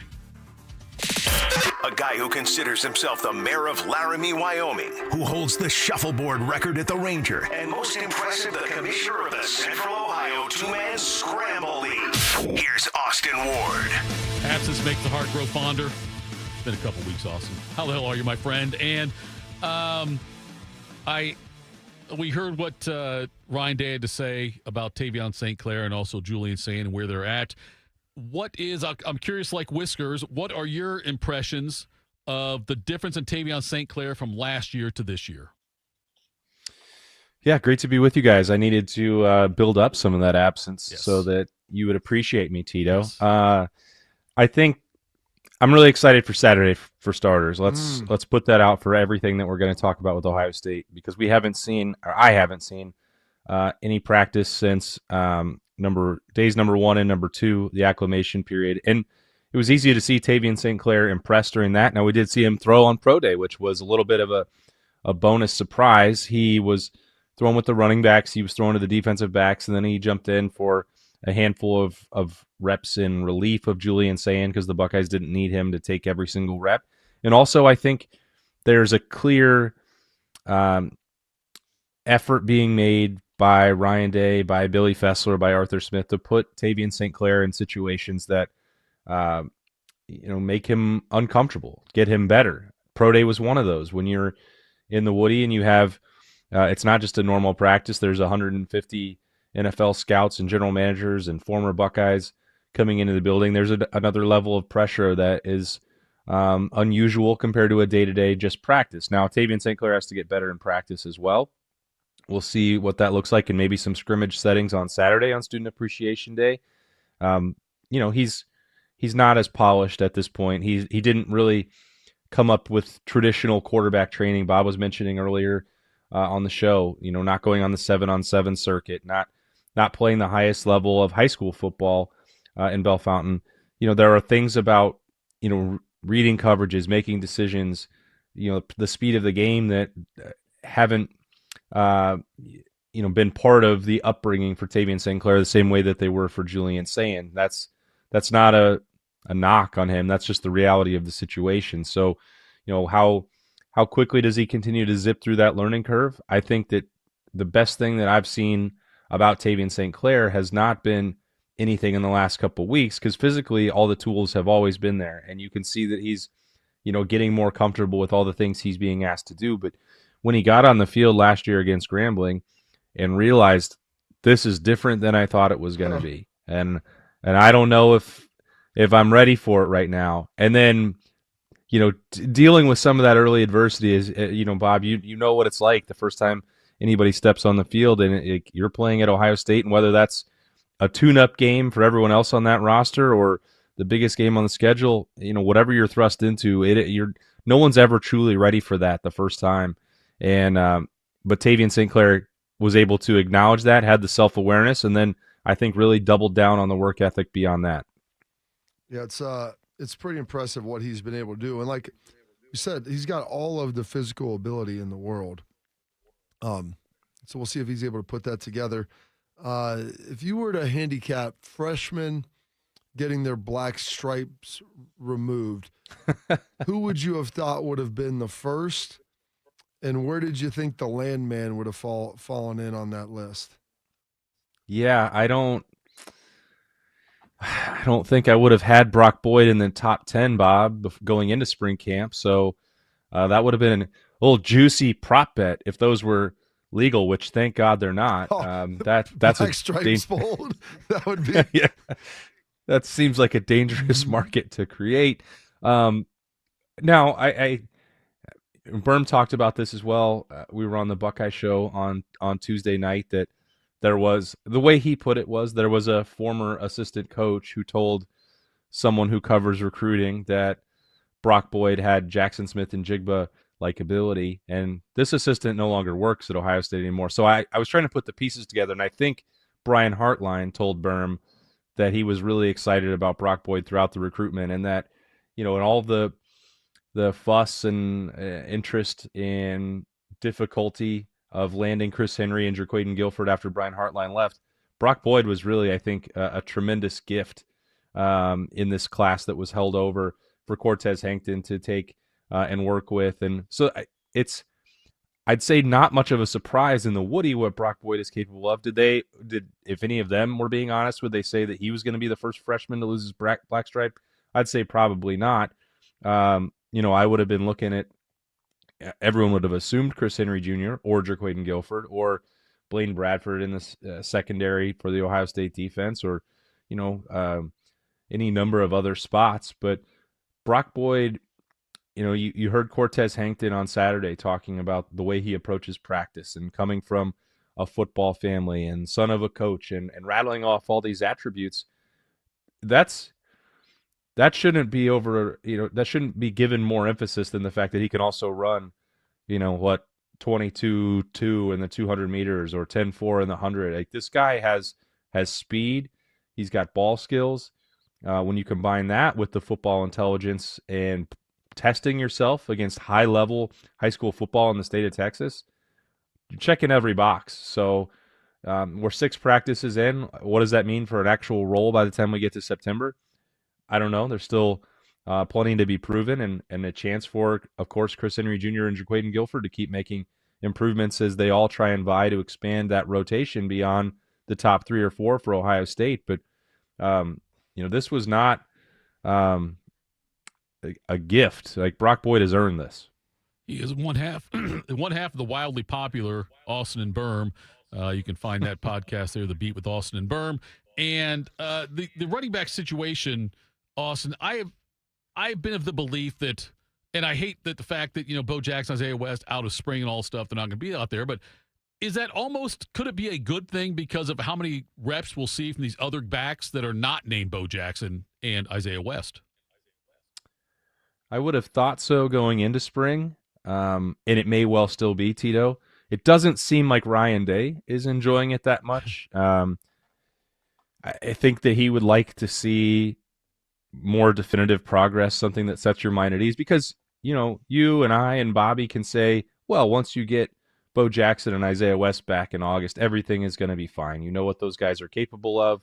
Maybe it is to their benefit to get a little bit of the time off, make sure that they're fully healthy going into the year, and then everything will click into place. But for Ryan Day, in a win-the-moment mindset, he's looking at what the backfield is like right now.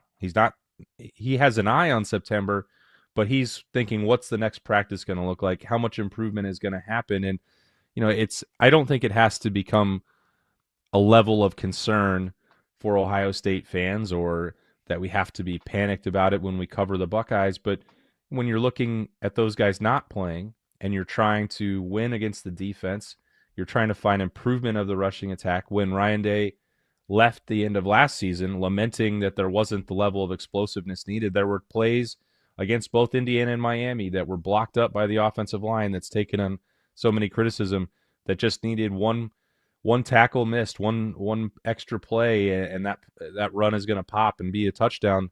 And that was in comparison to having Quinshon Judkins and Travion Henderson the year before. I think, if we're being objective and honest about it, the Buckeyes didn't have that same level of explosivity from the backfield. So carrying that over from the end of the year and then looking at this group where there are things to like about Turbo Rogers. I think the veteran and developed physicality of Jacoby Jackson is going to be a positive for Ohio State that they got out of the transfer portal. Legend Bay has hit, at least pause on the hype train because of an injury over the last few days. Favor Aki, you're not really counting on a true freshman with his coming off an injury himself a year ago to lead the way or help all that much for Ohio State. So you're looking at that group and you're like, like to see a little bit more than that. You can understand why Ryan Day said on day one that's a concern, and nothing through practice 6 now has really changed his mind on that. But again, there's a long, long way to go, and ultimately you'll have Bo Jackson and Isaiah West to lead that unit, but they don't right now, and you can tell that's kind of an annoyance for the Buckeyes in the moment. Yeah, it is. It is a little bit of annoyance. Anything else that Ryan said? I mean, he covered a lot from dinosaurs to offensive line, receivers. What else did you take away from the media scrum yesterday, Austin? Yeah, real spoiler alert on the dinosaurs documentary there from Ryan Day. You got to be careful with that when you're streaming something and everyone's not on the same schedule. Offensive line wise, I think I touched on that with the backs that they came in for a lot of that criticism. Certainly they're aware of that. We talked to Luke Montgomery and Carson Hinsman last week.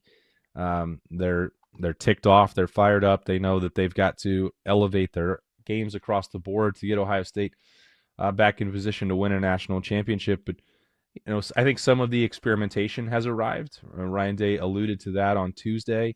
It wasn't wasn't unexpected to see during the first week that the veterans would be out there first. Gabe Van Sickle had been at guard, and Austin Sareveld had been at left tackle, and everything else was the same from the last time Ohio State started a game. But I fully expected that there would be rotation, that there would be different configurations of that offensive line, because Ohio State needs to know how close Ian Moore is to contributing. And if he is on relatively level footing with Austin Sareveld, what does that mean for, maybe moving Sareveld to guard? And what does Ian Moore bring in relation to when you get a healthy Josh Padilla or Gabe Van Sickle, 100% going into training camp in August? And what's the best 5 out of that group? It's great that you have 6, 7, 8, 9 guys that I think Ohio State views as game ready. That is, I said 6, 7, 8, and 9, Tito. I was trying to keep Austin. you. Sorry, no, I get it's fine. Go ahead, Bobby. You- Bobby gets in. Bobby likes that. You told me it was dead, and that was over. But I guess we're bringing it back anyway. Parachute pants are back. It appears that some of that is happening now, Bob, which I think, again, I thought it would happen. It's spring practice. They're not putting in a game plan at this point, so you get a chance to operate with different looks and see what connects and what chemistry builds. And I think it's important that happens. And I think that Saturday, maybe tomorrow and Saturday both, we're sort of in the dog days, quote unquote, of spring camp, where right in the middle you're hoping to get some scrimmage work done. You're going to taper off back towards the end of the spring game. It's not the most critical piece of the evaluation for Ohio State, but those guys are going to have opportunities against Kenyatta Jackson and Edric Houston to show what they can do, and those reps are going to go a long way to determining what the conversation is like for the way they need to line up come August. We'll get you out on this one, Austin. Last night, I went to the Jackets game and tried to finagle my way into free parking somewhere. I did do it successfully, by the way. Pulled out the media pass, and the guy looks at it and says, "Oh, man, I love you on the radio." He said, "They call you Biddle, right?" So he mistaken me. Even though the media pass says Jeff Thitoff, he says they call you Biddle. On top of that, I go into the arena, and people have said that Mike Todd, the arena guy there, who does all the announcements, all the in-game stuff, they said Mike Todd and I, somebody's told us Mike Todd and I look alike. And so whenever we're together, we take a picture so people can see that. There's another person who they said I look like him. And his wife was so offended by that, to think that her husband looks like me. It turned into a big, awkward situation. You being a ginger, I can't believe you're mistaken very often for other people. Have you been mistaken for other people, either good or bad? David Beckham comes up a lot. Yep. Tom Brady, Cristiano Ronaldo. Right. A lot Tyler's of pal. Yep. I get a lot of that. It's very flattering and humbling. The thing about this red hair and this beard, Tito, is that it doesn't happen a lot. There aren't a lot of people with this look. Right. Maybe Ron Weasley from Harry Potter. Maybe that's it. Maybe that's about all I can. Yes. That's a good one there. Yes, I could see that. We appreciate the time, Austin. Thanks so much, buddy. We will talk again next week. Appreciate that. We'll check in with see you guys. Yep. See you. And do you need a bank that truly values local business in this town? The opportunity to work alongside them as partners, whether you're a small business or a large operation, Riverside Bank of Dublin has the right tools for the job. Riverside Bank of Dublin has the experience of working right here in Central Ohio. They understand the business climate in our area and will help you reach your goals. So whether you need an SBA loan to get your business off the ground, a line of credit to keep your business running smoothly, or equipment financing to get your business up to scale, Riverside Bank will tailor a solution that fits your needs. Visit them at riverside.bank or stop in to get to know them at 6300 France Road. Riverside Bank of Dublin, member FDIC, equal housing lender. All right, coming up next, we'll tell you who's got us juiced. Morning Juice. James Laurinaitis here for my guys at Green & Sons, the premier Kubota dealership in Central Ohio. Green & Sons has all the Kubotas you need to tackle your land and come out a winner. They have zero-turn skid steers, tractors from 18 to 171 horsepower, and also utility vehicles. My favorite is my RTV Sidekick. The best thing about Green & Sons is they've been family-owned and operated since 1970, and you will love dealing with the Green family and their winning team. Do what I did and check out Green & Sons located in Mount Sterling and Marysville or online at greensons.com. CollCubs.com for all your Kubota needs. I've had a number of surgeries, and frankly, I don't have time to rehab a surgery and an operation at this point in my life. I didn't want to take time off my kids' activities. That's why former college and pro football player Bobby Carpenter turned to QC Kinetics. We couldn't be happier saving our patients like him from operating rooms and long recoveries. They will resume like normal activity for me, which is a lot of running. It's a lot of workouts. I've been very, very blessed with how it's been able to hold up. For so long, patients have accepted surgery as the only solution. But with new technologies, the medical professionals at QC Kinetics use regenerative treatments, your body's own biologics, to help heal and restore knees, hips, shoulders, and backs. I actually ran into a friend of mine over at our golf course, and he had his knee done. It felt so well. He'd got his shoulder done. He goes, I can't thank you enough. He'd heard the commercial on the air, and so it's feeling great. Find out how you can avoid surgery and finally get relief. Call QC Kinetics now for your free consultation. Call QC Kinetics, 380-208-4544. That's 380-208-4544. 380-208-4544. We are the keepers of the wild, America's original and most invested conservationists. For more than 80 years, we've been committed to conserving wildlife and the natural landscapes that define our nation. From rugged alpine ridgelines to peaceful tall grass prairies, we've supported the conservation of more than 36 million acres of American wildlands. Our funding has led to cleaner water, fresher air, and improved wildlife habitat. From abundant fish and waterfowl populations to robust deer and elk herds, nothing is more important than maintaining wild spaces for adventurers to explore and wildlife to thrive. We are America's hunters and target shooters, stewards of the American outdoors. America's hunters and target shooters, along with firearm, ammunition, and archery manufacturers, have invested more than $46 billion to help state fish and wildlife agencies manage and protect wildlife and wildlands across America. For more information, visit outdoorstewards.org. I lost count of how many foster homes I lived in. 20, maybe more. Each time, a new family, a new room, but never a space that felt like mine. There are more than 100,000 children in foster care waiting to be adopted. The Dave Thomas Foundation for Adoption is working to help find them a permanent home. Now I have my own room and decorated it myself. And just like my family, it's mine to keep. If you have room in your home or your heart, see how you can help at davethomasfoundation.org. Bobby Carpenter, husband, father, Buckeye. Jeff Thitoff, husband, father, idiot. This is Morning Juice. So, Bob, I pointed out to you, I saw the picture come up, me and Tom Berenger from way back when. He's in a sling. His arm's in a sling, not his whole body. Not a swing, it's a sling in his arm there. He looks annoyed. And you said that it's amazing to you that I think it's okay to touch famous people. That's kind of what you said. I mean, really, the fact that you put your hands on anyone you don't really know, like during a professional interview setting, is very intriguing to me. I've seen some of his movies. Yeah, I get that. So, I mean, I kind of know him. You know who he is. Right. I think he knows you at all. I don't know. Not sure on that one. All right, Bob, let's tell people what's got us juiced.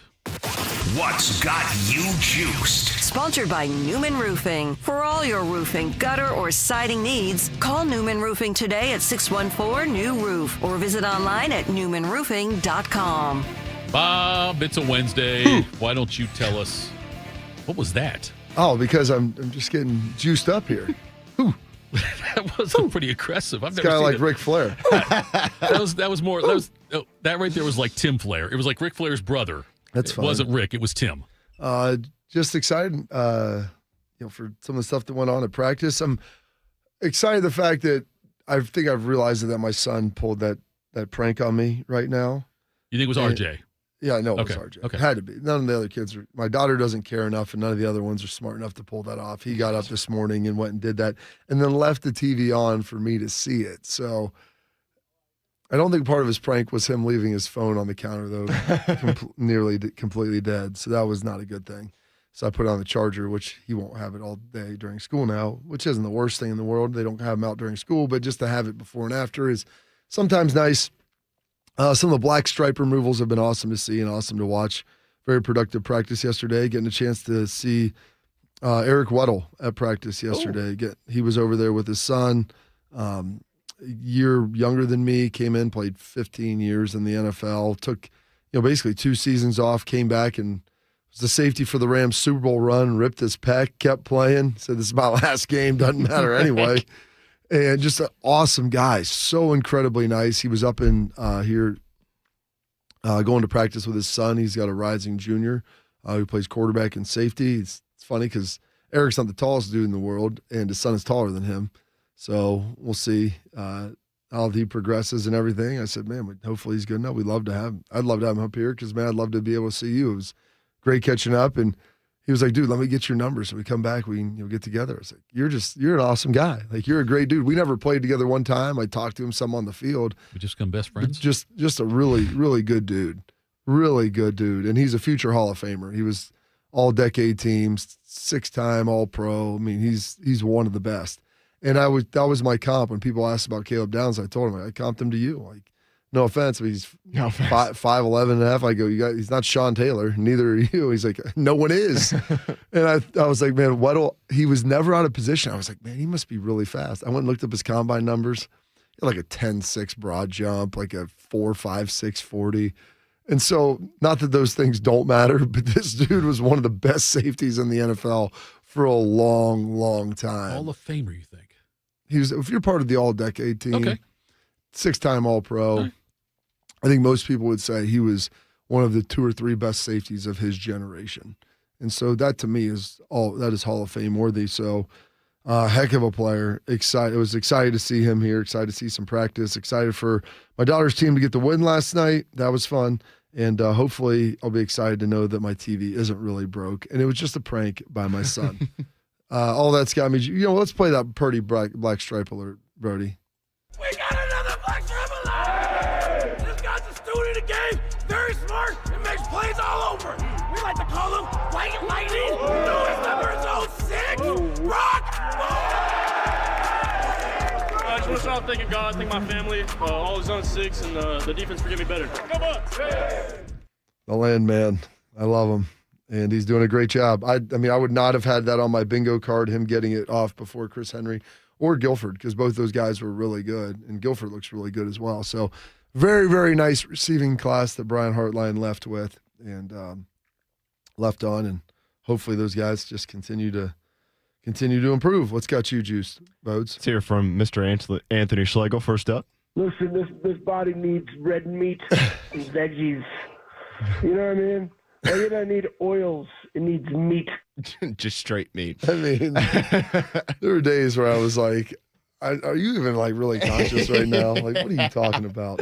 All right, fellas, got a couple things for you. First off, I think I might invest, and I honestly have no idea how much these things are, but invest in a dash cam.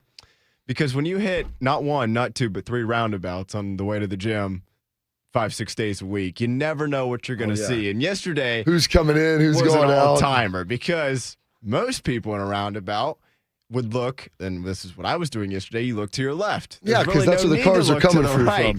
But yesterday, yesterday, all of a sudden I noticed the car coming from the left, came to a pretty, significant screeching halt, which when you're in the roundabout, you're not supposed to do. And he throws his hands up, and I'm like, what is this moron doing? Well, he wasn't the moron. The other person was the moron, because I look to my right and I see, it was an elderly woman. Yeah. Maybe it's time to take the keys away from grandma in this situation. She is pulling into the roundabout from the right.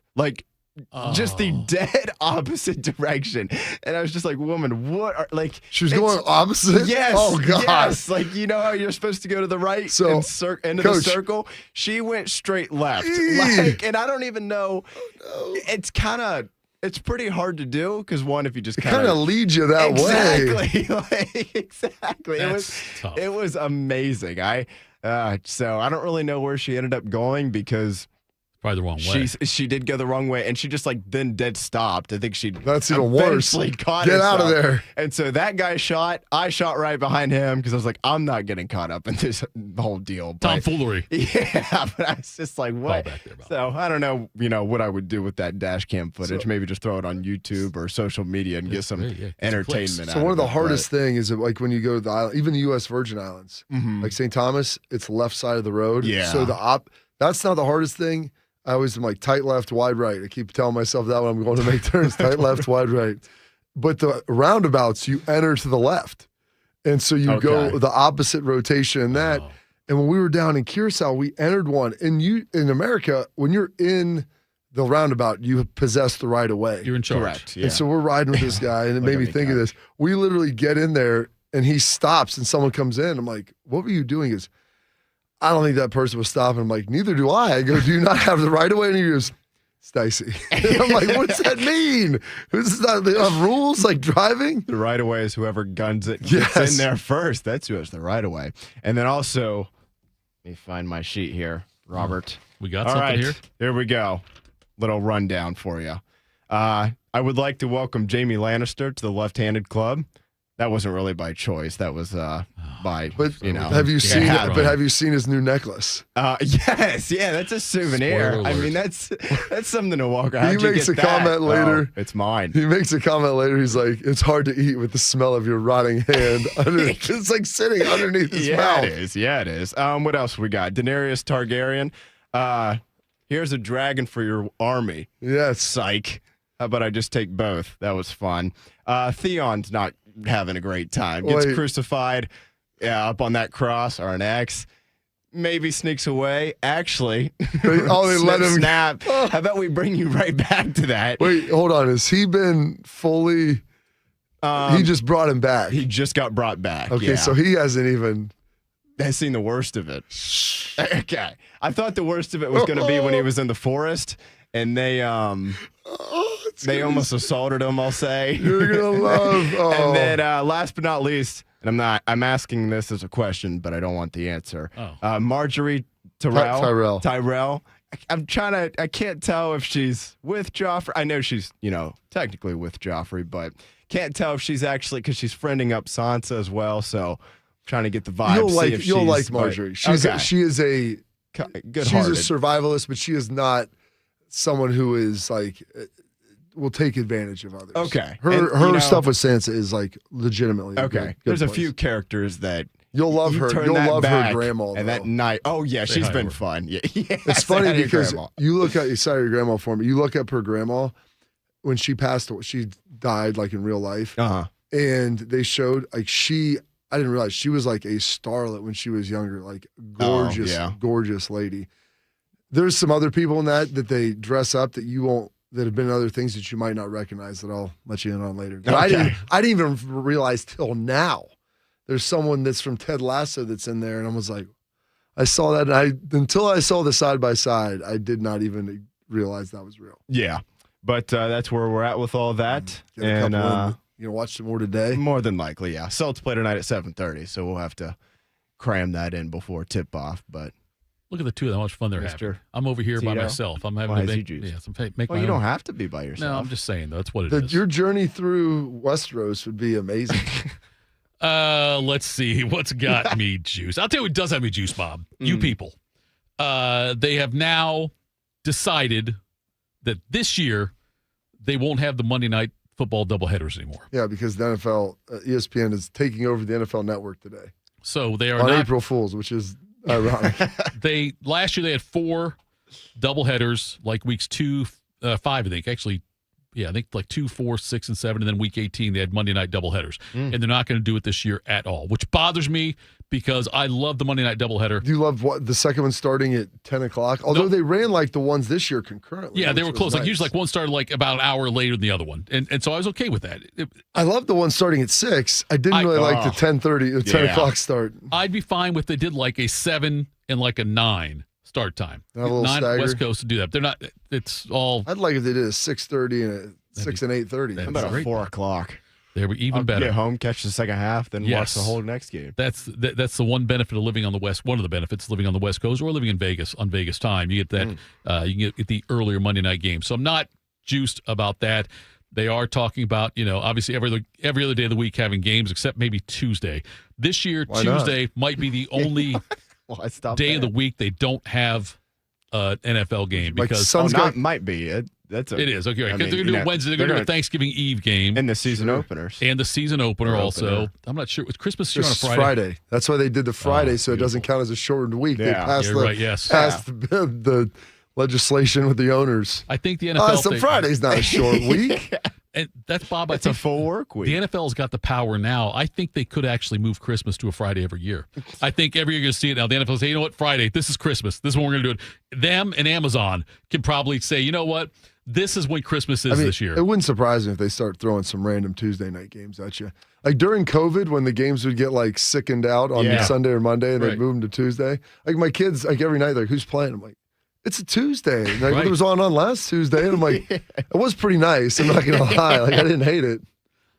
It used to, God, growing up for me, Bob, it was always, there was rare was a non-Sunday or Monday game. Like once in a while they have the special Thursday or Saturday games, whatever, but there was never anything like they have now, which I love though, because they asked Jerry, what was the quote that they had to Jerry about, pigs eat and hogs get slaughtered, about having too much on. And Jerry looked back at the reporter, he goes, when a duck quacks, you feed it. Okay. Look, it makes sense. I'm like, that's amazing. Jerry, you worried about taking up too much? Pigs get, because that's a very Southern thing. Pigs eat, hogs get slaughtered. Hey, when a duck quacks, you feed it.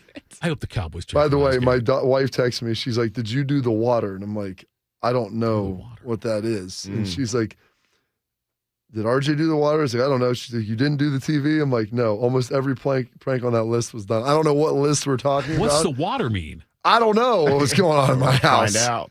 Did you don't have a well, so you didn't, like, she wouldn't ask you to bring water in. Wishing well, kiss and tell? Yeah, Terrace Tread Darby, by the way. There you go. Wendy Foreman on that one. But yeah, though, Bob, did you do the water?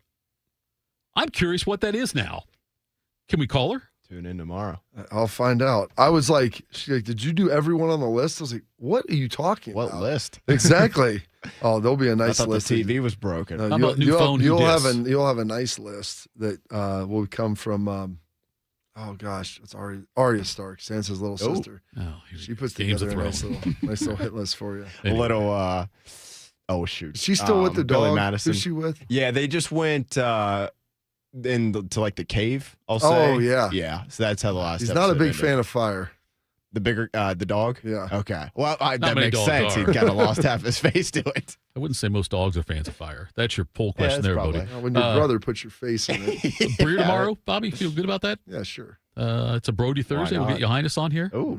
He's going to peer pressure you guys both into going to that thing on Monday night. I was looking at the text message. Yes, I was at the gym yesterday with headphones in. And it was like, Chad, your Highness sent a message. It's long. Do you want to read it? It's like, no, I'll just read it. Well, all his myself, exes Siri. are from Texas. Yes. He is the best.